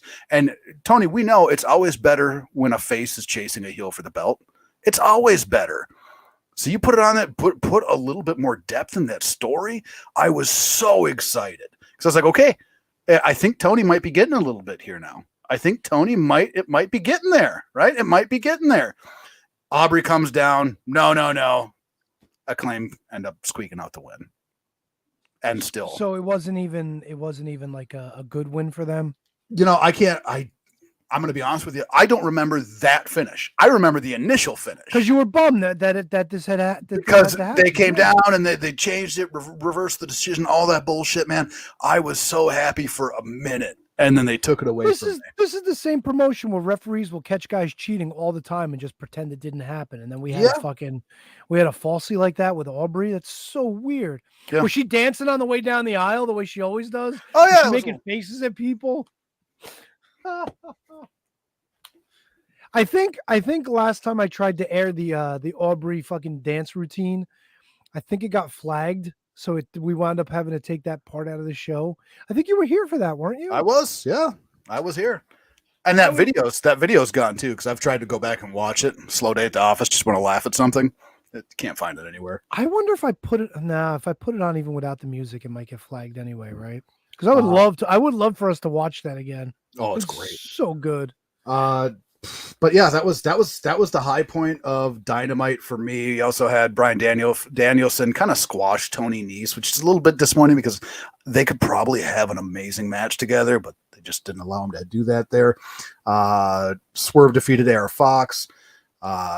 Cargill defeated Kiera Hogan, and I'm still not there yet with Cargill. She looks great, and she's definitely improving. Week to week from where she was, but she's not there yet, right? She's not there yet, but she's come a long way, and it is exciting to see where she could go. There's two things that I want to go back and watch in the history of AEW. Yeah. Probably three things, but one of them is pretty much the same story. The first thing is when Maki Ito came out and was singing, and there was chaos going on at ringside with Shida and Rebel and Vicky Guerrero. Do you remember this? Where they were all beating the shit out of each other. I think Ryu Mizunami was involved, and Maki Ito's at the top of the stage just singing and dancing. And then somebody came over to her and she's just hitting him on the head with the microphone, but she's doing it so gingerly. Fucking great. That's number one. Number two is Jade Cargill's debut when she was talking shit to Cody, and then fucking what's her name? Brandy came out, and she said that she was like, bitch, get out of my face, or whatever promo she cut, which led to the greatest match in the history of AEW. Jade Cargill and Shaq and Red Velvet and fucking Cody. Bro, go back and watch that shit, bro. Greatest match ever.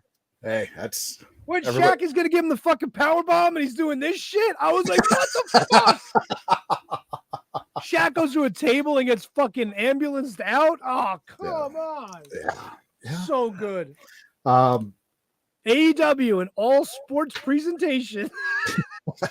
One thing I kind of glossed over. Danielson, after he won, they had a back and forth with MJF. So apparently, if Danielson wins all of his matches on Dynamite, yep. And it's funny too because MJF made note of it. He said, "If you haven't noticed, I like to put my opponents through a little bit of some trials before they get to me." And they're doing the same thing. Danielson's going to win every match up until then, and I think MJF is a phenomenal heel, but you have to mix it up a little bit. You cannot continue doing, and it's a variation of essentially the same fucking storyline he's been using. It's either MJF does it or Chris Jericho has to live it. Yeah. You know what I'm saying? Jericho's done it twice already too, hasn't he? But he's been the victim. Yeah, it's silly. I don't care for it. And then finally, Tony, I can't speak to this match at all, the quality of it, anything like it, because I actually fell asleep. Darby Allin beat Samoa Joe. Now, just in reading that, what do you think? Title change. Hate it. It's you cannot hot potato a belt and expect it to mean anything. And no, they haven't. It's not every week that it's changing hands or anything like that. But go back and look at how belts are established and something that people want to get and want to chase and they want to have prestige to them. You do that by getting somebody that comes along that has a long, memorable title reign. Now, out of all of the AEW TNT champions, I don't know who has that long, memorable title reign to make it mean something. And when they pass it off, and this is on a TV match, right? It's a Wednesday night TV match, not even a pay-per-view match. And it's hot potatoed again.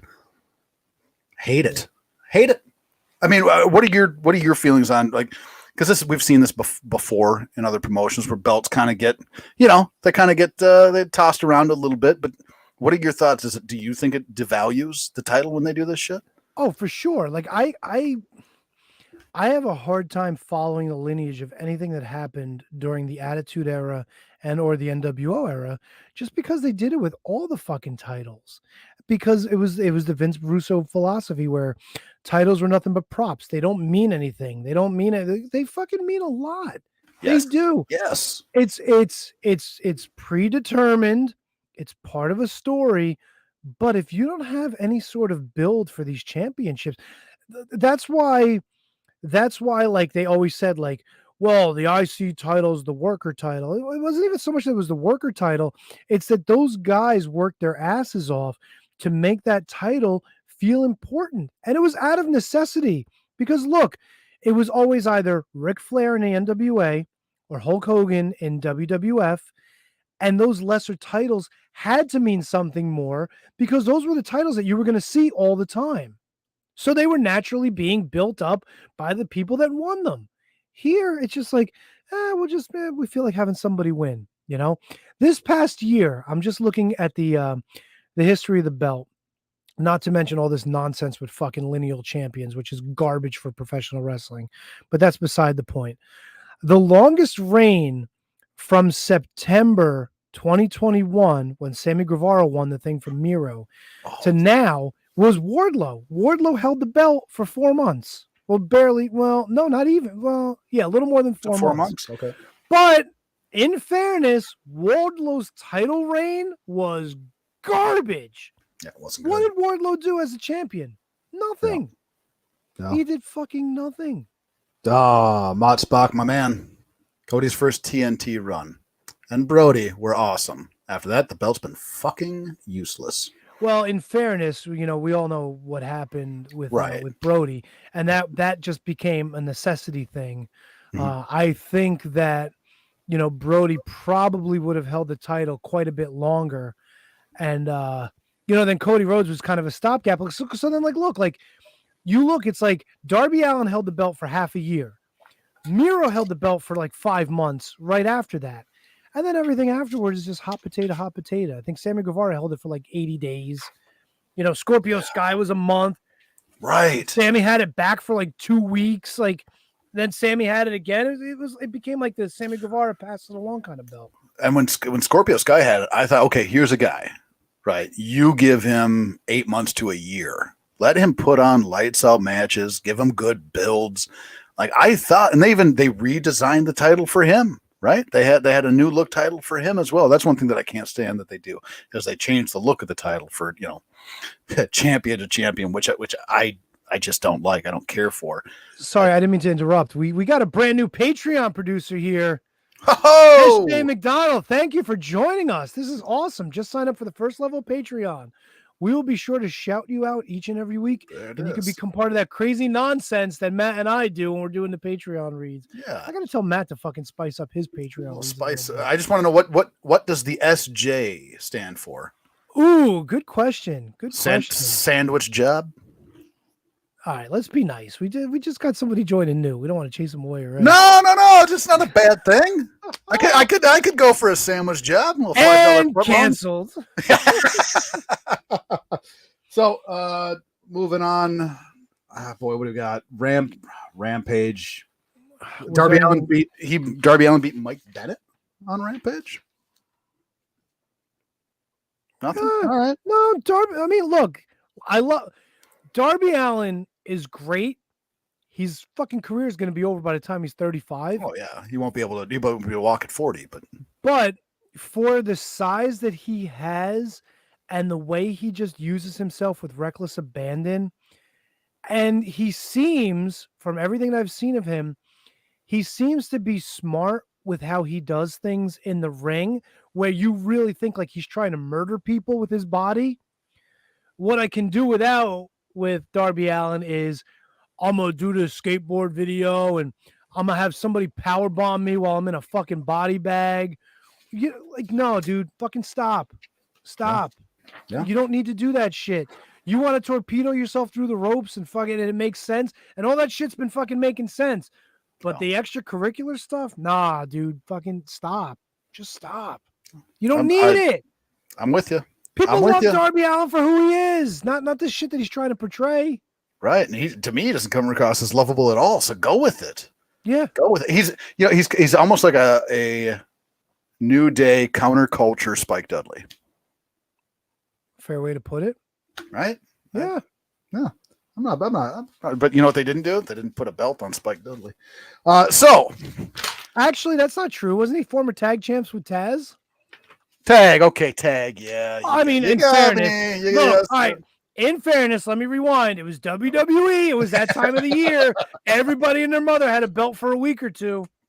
All right. Yeah. Which is why Raven is like a fucking 400-time hardcore champion, because he kept having to drop it and get it back from people all day long. Leather skirt Raven. Fuck yeah, dude. Yeah. Fuck yeah. Look up that shit with his fucking crooked legs. The Battle of the Belts happened. Jesus, more? Oh yeah. Yeah. Oh. Acclaimed over Jay Lethal and Jeff Jarrett. I did not catch this. Jade Cargill defeats Sky Blue. All Atlantic title match. Your favorite, Orange Cassidy, Oh, this beat fucking hand job. Kip Sabian. And another fucking hand job. The guy that fucking hid in the crowd for years on end. So you're telling me Battle of the Belts wouldn't do anything for you even you watched it, Tony? You know who does something for me? Jamie Hayter. Bro. Okay. Jamie Hayter was over as fuck at that pay-per-view, bro. Yeah, she was. And she's not hard on the eyes at all, dude. No. No.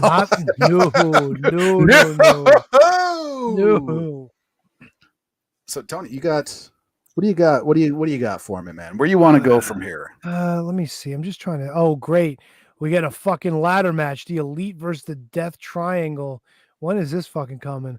This is fucking Wednesday? Is this it? Is this the end of the road for the best of 7 series? January. Is it already? Next, yeah. Can't be. Yeah, maybe. I don't know. Nah. Tony Storm and Saraya versus Jamie Hayter and Britt Baker? Yeah, Yeah. I think so. All right.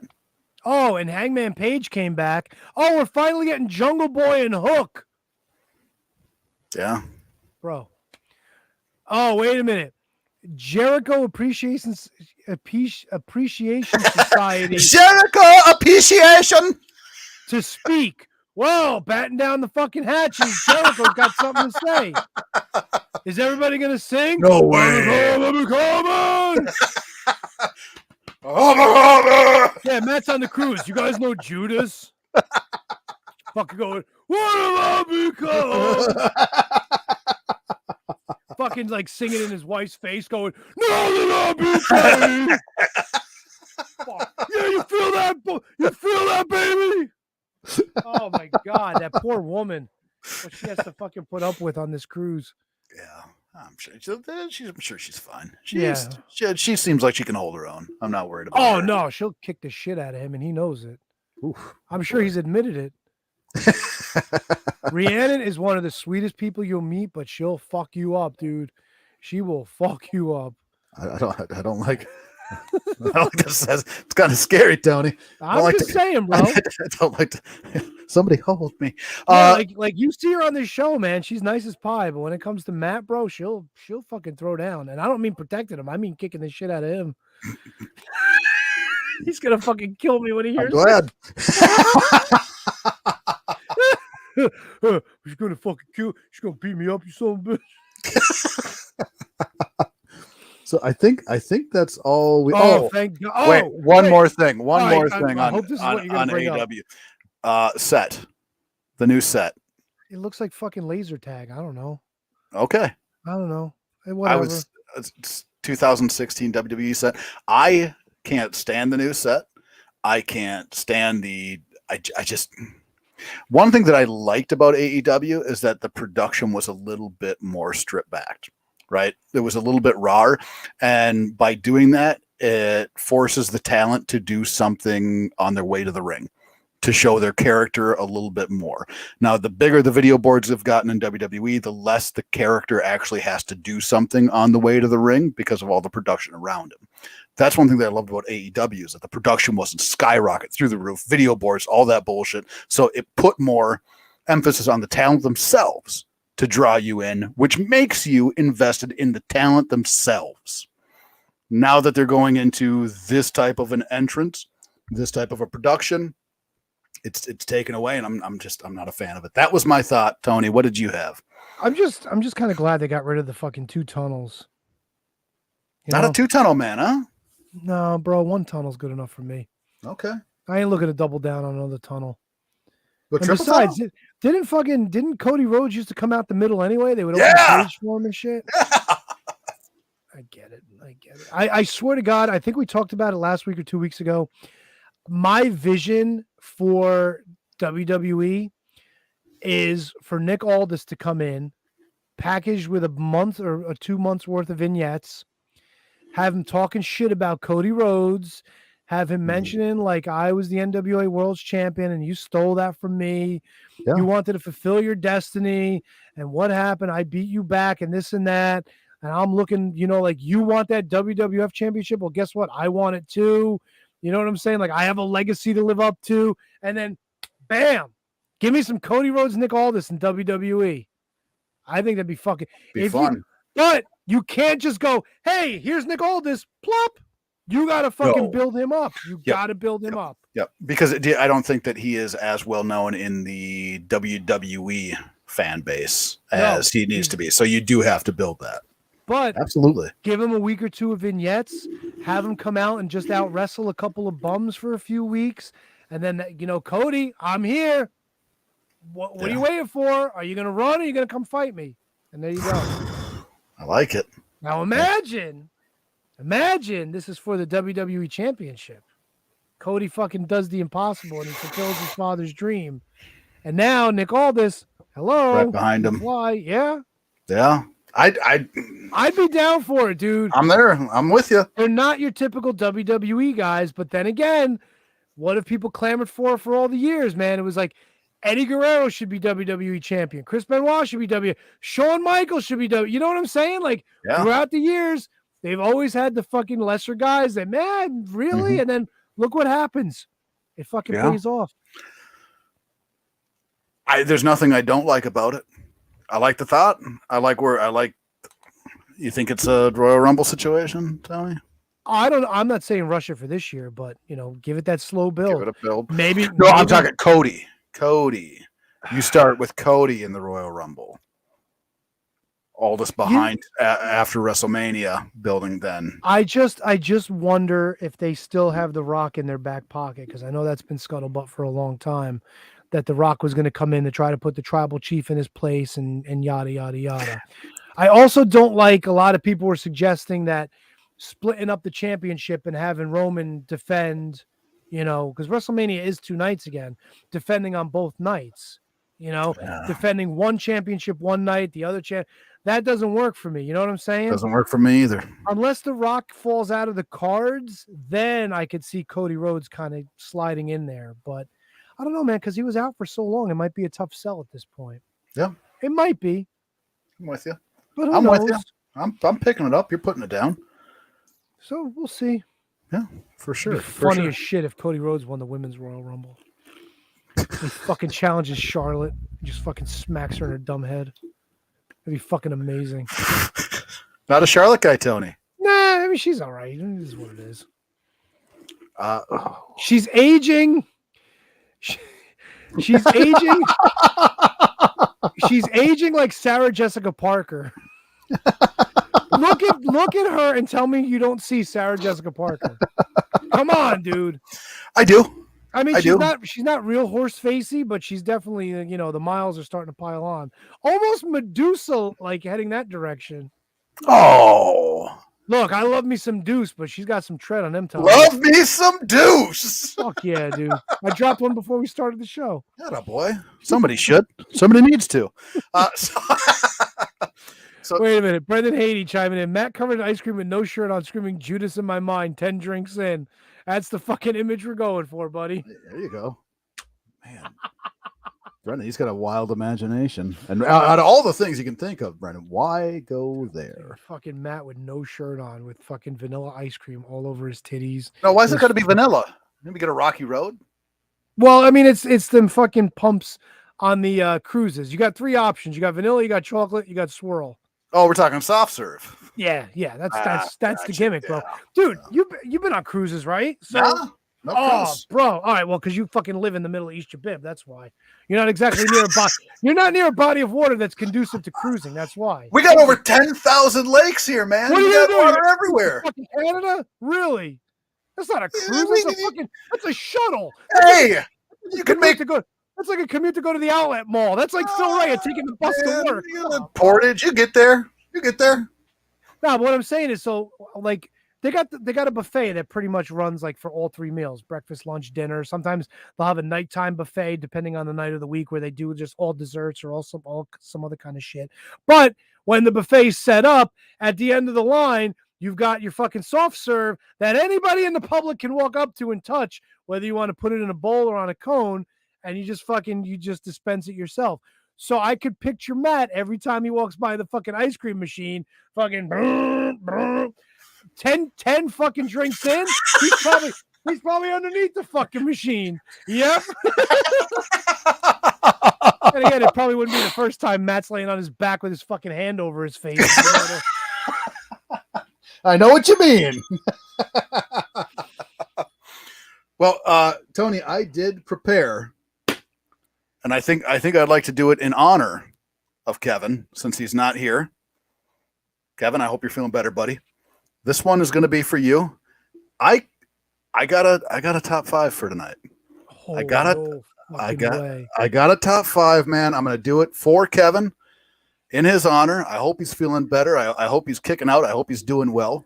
I tell you what, if I don't know if he's still listening, he might be sleeping by now. I don't know what kind of recovery he's going through, but if you are listening, Kevin, I would love for you to text me or join us in the chat to send your answers. This would be awesome because Kevin really doesn't get to play top 5. You know what I'm saying?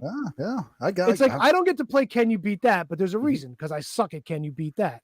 Yeah. If somebody fucking hit me with my questions, I'd be like, fuck this. So it shouldn't. This shouldn't be a ball buster. You know me, Tony. I like ball busters, right? That's what I like. This is not one. This because it is episode what, Tony? Jumping out the sky, Ari Watts. I have done little top 5. I'm gonna do boom. It's a handsome top 5. Top 5. Rey Mysterio Jr. opponents. Not matches. Not singular matches. Opponents. Ooh, okay. Are we talking the spectrum of his career? Yes. Okay. I'm gonna go back to ECW. I'm gonna start with some Psychosis. Told you it wasn't a ball buster, Tony. You got that is number 3 on the list. I'm gonna go some Juventud. No Hoovy. Okay. No Hoovy. Fair enough. Let's go Dominic's real father, Eddie Guerrero. That's a clear and obvious number 1, right? Anybody else would be number 1 there? I can't imagine there'd be anybody else 1 there. The most memorable matches in Rey Mysterio's career for me are Eddie Guerrero matches. Now, you wouldn't include 2 people like any kind of 3-ways where he may have won a championship, have you? I would not. I'm only going to do 3-ways if Ron Jeremy's in the top 5. Fuck yeah, dude. So no, not I'm not doubling up anywhere. Oh, wow.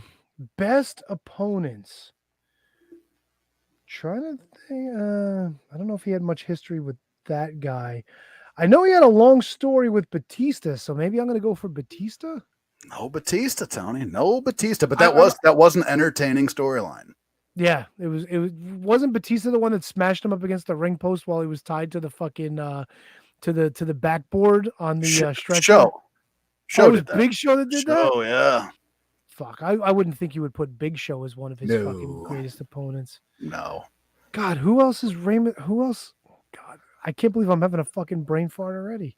I was gonna say there's a couple here I thought were just glaringly obvious.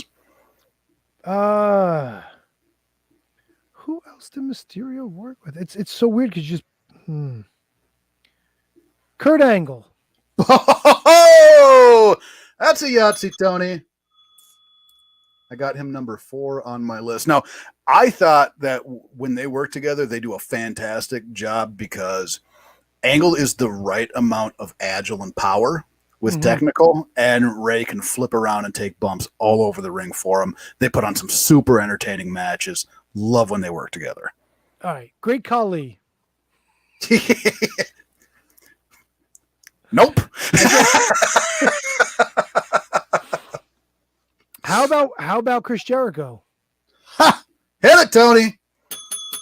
Number 5, both in WCW and WWE, worked great matches together. I think most people remember more so. Well, let me take that back. Most people our age probably remember their run against each other in WCW, where they put on a lot of entertaining matches. But also, they had a really good program in WWE. Give me the rundown again. Who do I have so far? You have Eddie, number 1. You have number 3, Psychosis. You have number 4, Kurt Angle. And you have number 5, Chris Jericho. So I'm missing number 2, huh? So number 2, man, you might kick yourself when you think of it. Did I say Randy Orton? You did not. Is he on the list? He is not on the list. Ah, all right. Randy Orton told him that Eddie was in hell. Another great storyline. Yeah. Yeah. If you get him with a guy that can talk. All right. Is it a WWE guy? Is it a WCW guy? It's both. It's both. Both. Yep. Yep. Probably more well remembered for his WCW work.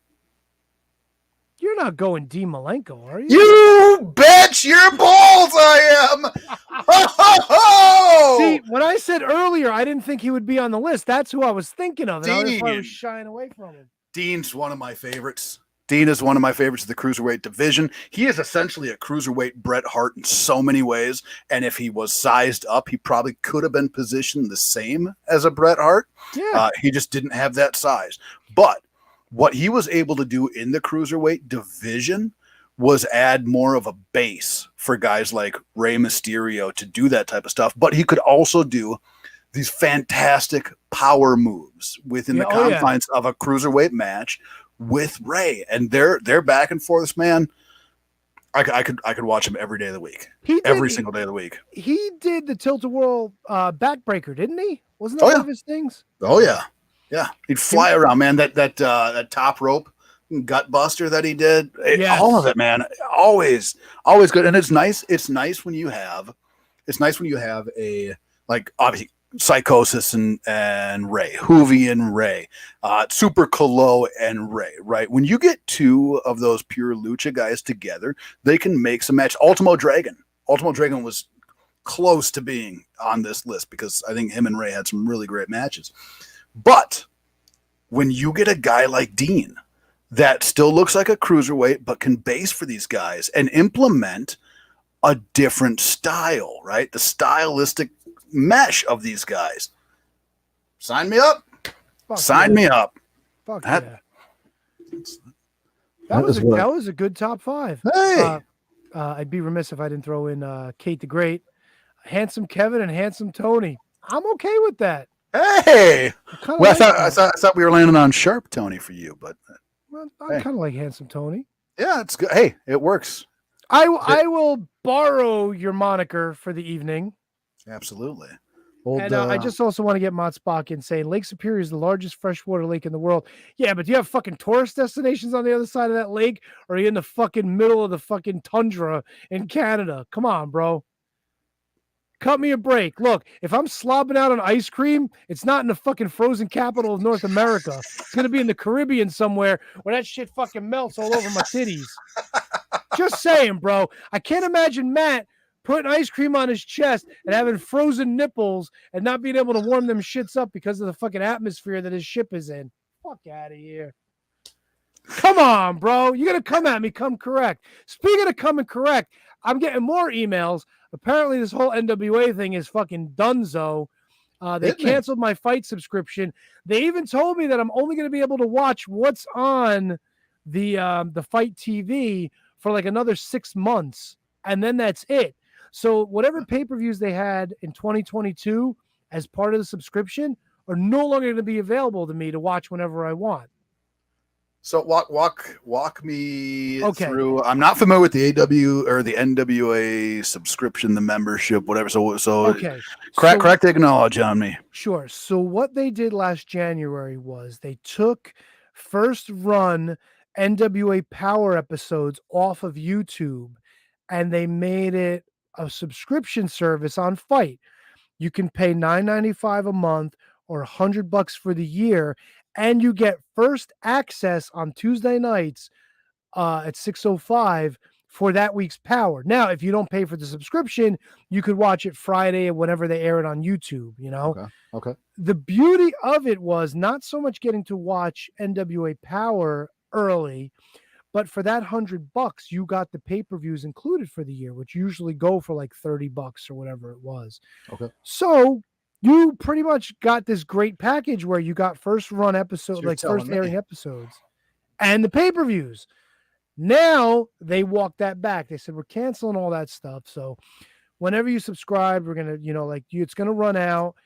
We're gonna give you access to the pay-per-views, but now the YouTube show, the NWA Power is going back to YouTube for everybody to be able to see all the time once it debuts at 6:05 on Tuesday. Okay. I don't know if I want to pay for NWA pay-per-views anymore, dude. I don't Yeah. know. Yeah. So, and is with Fight with the pay-per-views, right? Because I know that was the big thing, obviously, when WWE switched to going all the pay-per-views are on their network and now obviously on Peacock. But part of that was because they could get a better cut of their actual pay-per-views.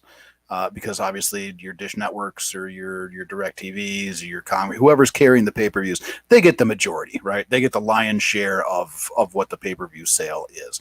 So if it's, if they're selling a pay-per-view for $55, WWE is likely only getting about $12, $15 from that itself. And it could even be less. I don't even know if it's that low, but it's definitely at a minimum a 50-50 split, if not more, in favor of the pay-per-view service provider. So Right. I mean that's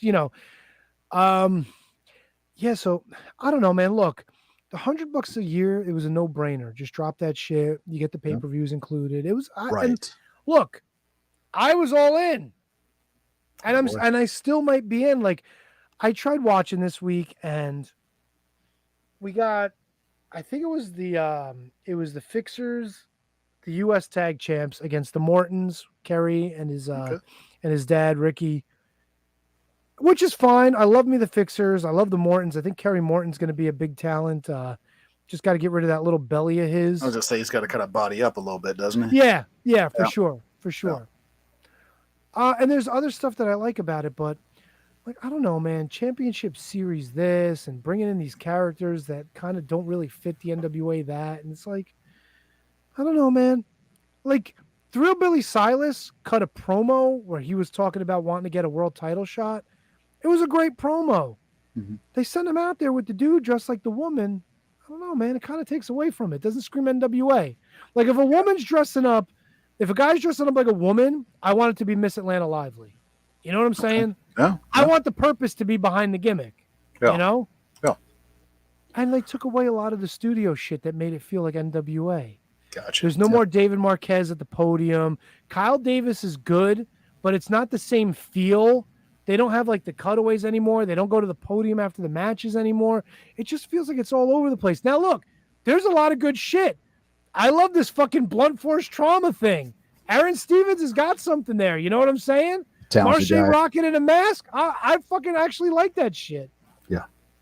But when we're taking the women's tag champs and they were fighting every other week to see who the fucking leader of the team is, I don't need that shit, man. I don't. If I can name drop a little bit, I actually worked a card with Marche Rocket over the summer, and great guy. Yeah. Great guy. Yeah. Good dude. Yeah. Good dude. Very good dude. And over in Frozen Tundra, Mott Spock knows all about the Frozen Tundra. With NWA, boy. So $100 a month, you're getting it all essentially. Well, you were. Now they canceled it. But they're taking away your pay-per-views. Oh yeah. Oh yeah. So where's the incentive? No, they're airing the pay-per-views, but you have to buy the pay-per-views. You have to buy them. That's what I'm saying. What's the incentive to signing up for this now? Is there any incentive? No, it's over. It's over. You can't sign up for the end. They're just canceling the. Okay, I misunderstood you. They shit canned it after a year. The fucking thing is gone. They canceled everybody's subscriptions, and that's it. Yeah. Well, how are they making money, Tony? I guess they're hoping to get pay-per-view revenue. They're supposed to be doing a live episode of Power. I don't know when it's coming up, but I think it's sometime this month. Okay. Where it's going to air live. Like they're taking a test run of a live live on YouTube. Yeah. Okay. Which is crazy. Yeah. look, if they want to go for it, maybe they want to start doing some more house shows and shit. I don't know. You know, NWA kind of seems like MLW with a home base. You know what I'm saying? Yeah. Like they have a studio to record in, or even when they do a pay-per-view somewhere else, like at the Omni, not the Omni, Jesus, at the Chase. You know, like it's like, hey, we did our pay-per-view, and tomorrow night we're fucking recording 10 hours of TV for the rest of the year, the rest of the season, you know? Yeah. It's like the MLW model, but there's nothing, I don't know, man, it lost that NWA vibe to me, you know? Yeah. And that's I want to get into the NWA. Like I want there to be a reason for me to. I just haven't found that reason yet. And I'm going to try to go back to it. I'm just going to give it a little time. Yeah. I want to see how this Tyrus headlining pay-per-view is going to shape up. There might be something interesting on there for me.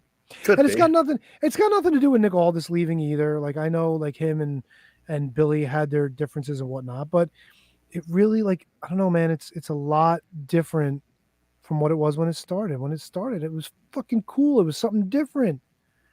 I fucking hated Zicky Dice, and then I fucking loved the guy. And I saw Ricky Starks. I go, who the fuck is this twink? And then he won me over. You know what I'm saying? Yeah, I hear you. Fucking Eli Drake in the Christmas episode cutting a drunken promo, pointing at his jacket, going, oh, he goes, see these shoes? Points to his shoes. Shoes of a champion. See this jacket? Shoes of a champion. Wait a minute. Did I just say that? Yeah. It was fucking great, dude. Yeah. Was that the big in for you though? It's like the alternative? Because that's what MLW presented for a while. Was a really good, interesting alternative. Yeah, and then somewhere along the line it just fell off. And that's where the fucking Dynasty was amazing. Yeah. Watching him sit out there each week. Hammerstone talking about going to Mexico to get his vitamins, and fucking Holiday always talking to his lawyer/father about getting title matches and shit. And fucking MJF, dude, he was building his character there. It was so good. The dynamic was fantastic. Even Teddy fucking Hart with Davey Boy Smith. You know what I'm saying? Yeah. Tom Lawler was there. The Von Erichs were there. It was good shit. Yep. Fatu and Contra before it got fucking convoluted. Fatu's. Fatu's amazing. It's a matter of time before he goes to WWE. Matter of time. Has to be there. Yep. Boy, so now is not the time to jump into NWA. Is what I'm understanding. You know what? I really have to consciously go back and try to give it a chance. I really do. Okay. I feel like because there was some good stuff in there, like I might miss out if they're trying to right the ship. You know what I mean? Yeah. Like maybe the shit that I was getting involved in was just like too much negative at that point. Yeah. Same thing with MLW. I want to give MLW a shot. I think they had a good thing, but when every other week it was fucking guys from Mexico that nobody gives a shit about, I don't give a shit either. Yeah. It's like you're giving me storyline progression with Hammerstone and Holiday, and then it's like, oh, here's another fucking 6-man lucha match. It's like, sorry, it's not WCW fucking Nitro. You know what I'm saying? Well, I still make a point to watch Battle Riot. I like the concept. I like the concept of the match. Yeah. It is hard though, because once you kind of turn away from it, it's hard to turn back into it. Yeah. And I think a lot of how you consume product is super important too, because with MLW, and they had their TV with access, DVR it, sit back on an afternoon and watch 4 hours, 5 hours of MLW, catch up, sit back for a month, right? And when it's just on a streaming like subscription or any service like that, it's different to me. I don't take the time to sit back and look for, the 5 hours or the last 6 episodes to watch. So I think consuming is kind of how you consume the product kind of plays into how you're going to go back and watch it, and if you're going to go back and watch it. And I think the other thing that killed me about MLW, especially this last season, is you have Alex Kane on TV as your openweight champion, and then Davey Richards is on every other fucking show defending the belt. He hasn't lost it yet on TV. Fucking Myron Reed lost the fucking middleweight championship. Fucking sorry, spoiler. But some fucking dude is in Japan with the belt. It's like, what the fuck are we doing? Yeah. Yeah. It's like you're not even keeping up with the stories, and you're having these guys travel the world that aren't even your fucking champions on TV. Right. Right. I don't know, man. It's hard to take that shit seriously when the fucking and like look, and Court knows better than this. Like Billy Corgan, I can kind of give him a pass because he's a fucking maniac. Yeah. But fucking Court Bauer should know better than this shit. Maybe his hands are tied. I don't know, but it comes across as very Bush League, man. And like you said, I love me some MLW. I don't want it to be Bush League. There's shit you can forgive, and then there's other shit. It's like, what the fuck are we doing? Yeah. Yeah. I mean, well, oh boy, what was it? Championship Wrestling from Hollywood. Championship Wrestling from Hollywood had TV. Yeah. I was like, hell yes. Now I'm a Championship Wrestling from Hollywood guy. Yeah. Right? You know what? Give me some Jervis. I'm in. And then the Cotton Belly's kind of up your alley. I get that. Oh yeah, man. I'm all for it. So, but then it was gone, and now I'm not. You know what I mean? Like, it's easy to get excited about a promotion, but they have a limited time to hold you. Yeah. And if you're gonna continue on and be lifelong with them, and with MLW, they lost me. With NWA, it's seeming like they're starting to lose you. So what do, Tony? How do they bring you back in? Give me matches that mean something. Let these guys fight for something that they're believing in. Stop giving me new people every fucking week and not letting me know who they are. That's another thing. It's like, I'm all for new faces, but when your fucking TV show is 70% new people, it's like, what the fuck? Yes. Like, really? Yeah. Look, I understand. Hey, you're here for a taping. You want to come in. You want to do something. Like, give me fucking Luke and PJ Hawks. Give me those guys. I don't need to see fucking new guys every other day, you know? Yeah. Yeah. Fucking Kate, more tournaments. You fucking take a long walk up a short pier, Kate. Whoa. Tournaments. No, because she knows I hate fucking tournaments. That's why she's doing that. She's trying to torment me with tournaments. I see you, Kate. Don't be a jerk.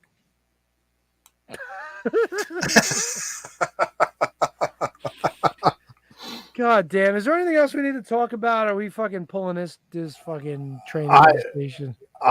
Nothing comes to mind, Tony. The only other thing, and give me 5 minutes on this. Okay, I do have something else that I need to bring up just for news. Oh, you go right ahead. Okay, apparently one of my favorites, Hiroshi Tanahashi, had I think he tweeted or he fucking stated somewhere in an interview. Oh no, it was a tweet. Pretty much saying that New Japan World is fucking wrapping up and this was going to be it. So it begs the question. Not New Japan World, New Japan Strong, the shit that they do in California. My bad. Okay. Not the paper, not their streaming service. I gotta say, oof. I know. Fuck me. I'm wrong. Sorry.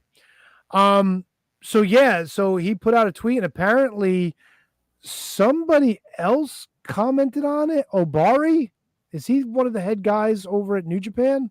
Oh, he's the president. That's right. Well, there he is. Probably an important guy. It's gonna continue, but it'll be rebuilt. Okay. One of the scuttlebutts was that it might be lumped into the Ring of Honor streaming service, maybe, and become part of that gimmick. But number one, I hope not. And number two, I just hope that the New Japan Strong guys, who from everything that Matt always talks about, have been doing a great job, that maybe they ship everybody off to Japan and it becomes a Japanese thing all over again. At that point, Tony, you have AEW going, come on, ROH. Keep your life going over here. We'll keep you going. And then they're going to put it onto the New Japan. Come on, ROH. We'll keep you going. Just put it down. Put it down. You know, remember it for what it was. How could you say that, bro? It's Ring of Honor, the fucking history and the belts, bro. Right. Remember what it was. Home, bro. They're on TV every week, bro. How could you say it's dead, bro? Remember what it was and appreciate what it was. No, but this is what it is. It's still there, bro. It's not, Tony. Tony! I'm having fun at people's expense. It's all good. It's that kind of night, brother. It's that kind of night. I hear you. So this is I just want fucking Matt with ice cream on his fucking nipples singing Judas. He paints his face like he's changing into Judas while he's rubbing ice cream on his fucking. If he has a lot of them ice creams, he will turn into Judas. Oh boy. How's that for Fat Shaman Jericho, everybody? Oh, this is what I wanted. This is what I want 5 minutes on, Tony. And I Okay. want to know what you think. I want to know your opinion on this. Ooh, is this the handsome Kevin 5 count? No, Oh, 5! actually, Tony, this might be a little bit of a hint, right? That's 5. That's 5. But what if we Rosie Palm and his 5 sisters? what if we do one of these? One of these. Do you know what I'm referencing here? The 4 Horsemen? No, what is No, it? no. See the thumbs gun? Yeah. Oh, fucking JPP? I watched the Oh, did you watch XPW? XPW, man. Did you really? I did. No shit. I did, man. I was sick as hell, right? At home. I was like, let's do it. Let's do a little dive. I don't know much about XPW. Didn't know much about XPW. So obviously I started with a little YouTube, what I could catch here and there, and finally ended on the XPW Dark Side of the Ring, which I had not seen yet. Oh. What in the sweet fancy fuck? And this fucker brought this shit back. Whoa, Tony. So I did not during the time, right? I did not pay attention to XPW. I was an ECW guy. Never dipped into XPW. Do you have? So you remember the brawl then that they tried to do at the fucking ECW? Oh yeah. pay-per-view? Yep. I remember that. All of that. But what was your memories of XPW? Because some of that I had no idea. Never got into it. Never did any research. Never watched anything. So, like I say, sitting around sick at home. What else are you gonna do? Might as well research a dead fucking wrestling company in XPW. They were known for like their King of the Deathmatch tournaments, I guess, before the whole CZW, maybe simultaneously to the CZW stuff, depending on when they started in the timeline. Yeah. There were guys like Messiah. Mhm. There was I think Wife Beater was there for a while, if I remember correctly. I'm trying to remember names of people, but yeah, this was all Rob Black, who was combining porn stars with hardcore wrestling. Yeah. And it's fucking insane. The one thing that everybody should remember is this where New Jack tried to get his revenge on Vic Grimes for landing on his head. Yep. Listen, I don't know how familiar you are with the history of LimeWire and Kazaa and Napster. LimeWire, yeah. Okay, so did you ever in your days trying to avoid viruses ever find the files that say Owen Hart death footage, and it actually was the fucking footage of Vic Grimes getting thrown off the scaffold by New Jack? No, I never came across that. Dude, people would try to trick people into saying like, oh, Owen Hart's death footage, and when you fucking go to click on it, it's the fucking New Jack throwing Vic Grimes off the fucking scaffold. Jesus. Yeah, man, the fucking internet of the Wild West was crazy. People don't realize how fucking sick it was even back then. So it was said in the Dark Side that old Black, he's got a sandwich shop out there on the East Coast, Tony. Yeah, and he runs his shit out of the sandwich shop. It's upstate New York somewhere. I forget exactly where it is. Okay, yeah, still I growing. Googled it. It exists. Whew. Yeah. You gonna go get a sandwich? Yeah, with some fucking shards and some fucking barbed wire wrapped around the fucking. Yeah, imagine that, a hoagie with some fucking chips inside it. Yeah, with guck.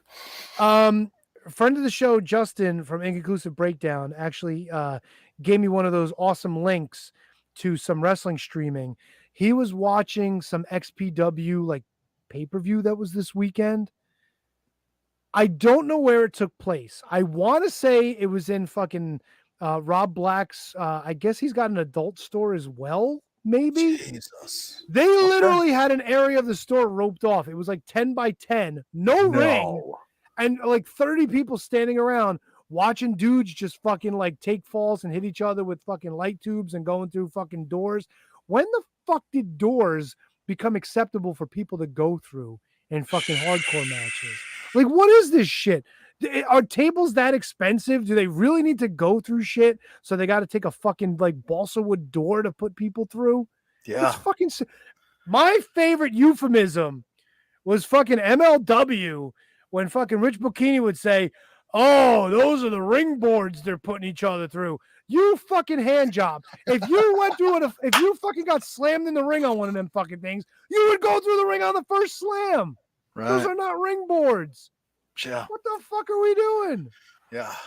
But it was Yeah. terrible. It was terrible. Terrible, right? I could send you the gimmick later if you ever want to check it out. I don't know Hey, when the man. next pay-per-view is, but I have no interest in seeing any more XPW. I've seen enough, right? That's where I'm at. I've fucking seen enough. And the shit that he was trying to do and get away with and all that, oh yeah.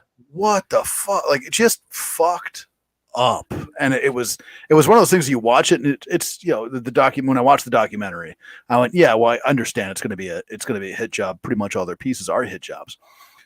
But if there's even 80% shreds of truth, 75% shreds of truth to that documentary, I have no interest at all in watching anything. I just wondered if you had memories of. I really didn't watch it much. I might have some of the DVDs here that I got from Matt, so I might actually have some XPW like Baptized in Blood on the shelf here. I'm not even sure. Jeez. That would be some interesting watch along material, actually. Yeah, it would. Yikers. Anyways, Yeah. Tony, that was I did kind of my first dip into XPW and wanted to see. I just wanted 5 minutes on XPW from you is all. I'm trying to watch WoW some more. Something that I did realize this week, AJ Mendez, aka AJ Lee. Mhm. Not only is she involved in the promotion, but she's on commentary every week. I had no idea that was her Very cool. because I actually watched the beginning of an episode the other night and I was like, holy shit, AJ Lee is part of this. I completely forgot about that. Nice. Yeah. Not And you bad. know what? It's over the top, a lot of promos, a lot of like actual storytelling, like telling stories Mhm. as opposed to telling them in the ring. Some of the girls aren't the greatest, but it's an easy, silly watch. It's kind of like Glow meets Pow, where they're trying to be professional, but there's so much more that makes it more campy than professional. So it's entertaining. I'll put Yeah. it that way. It's entertaining. It's definitely worth a watch to check out. I'll give I've it got a whirl. bunch of them on the DVR yet too. I gotta go back and watch. But I watched what was the TV? They did the Glow TV show on Netflix. yes, It was good enough. I enjoyed it. dude, it was amazing. And the thing Yeah. that sucks is they wound up canceling the show before they did the final season. Yeah. So we're never getting a conclusion to that show, which sucks. Which is it does suck. It does sucks, Tony. yes. I don't else know do what we else got, I could man? say. There we What go. else? What else do we got? I don't know. Do we put a little bow on this? Do we wrap it up? I mean, I could get my favorite outro music if we want to listen to it in the Is background. that what we want to? Favorite outro music? Matt putting ice cream on his nipples and doing karaoke somewhere in the Caribbean. Special love to AJG. Hope you're feeling better, buddy. Hope we did you proud tonight. Special thanks to Handsome Kevin for being the old man group tonight. With me. I don't know what we have next week. Maybe Kevin will give us a top 5. I don't know. I'm not looking at any of this shit. Do we have any of this shit in the banners anywhere? I don't know. Matt asked me, are you prepping? I think I did enough of this shit. Yeah, don't forget, follow us on all the social medias. We're at Wizards Podcast anywhere. I think we're The Shining Wizards on YouTube. There will be no after show tonight just because Kevin and I are fucking tired. And I think we deserve the break after giving you guys nearly 2.5 hours. Special thanks to my mom for keeping it real in the chat room earlier today. Hey, Diana. Special thanks to SJ for joining us on the Patreon. We got a new subscriber, people. Check out SJ each week in the plugs. And thanks again to Handsome Kevin for watching XPW and putting himself through that and giving us Yikers. a fucking awesome, easy, thankfully, handsome top 5. What else we got? I don't know. I think that's about it.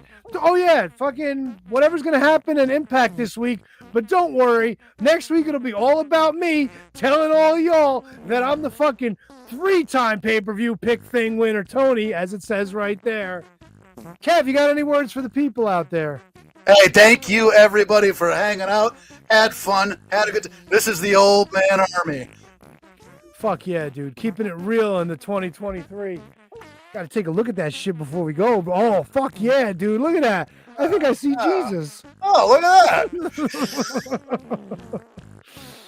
I'm going to give you the honors of giving the fucking outro line tonight, if you so desire, because I know it pisses Matt off each and every week I try to do it. So I'll leave it up to you.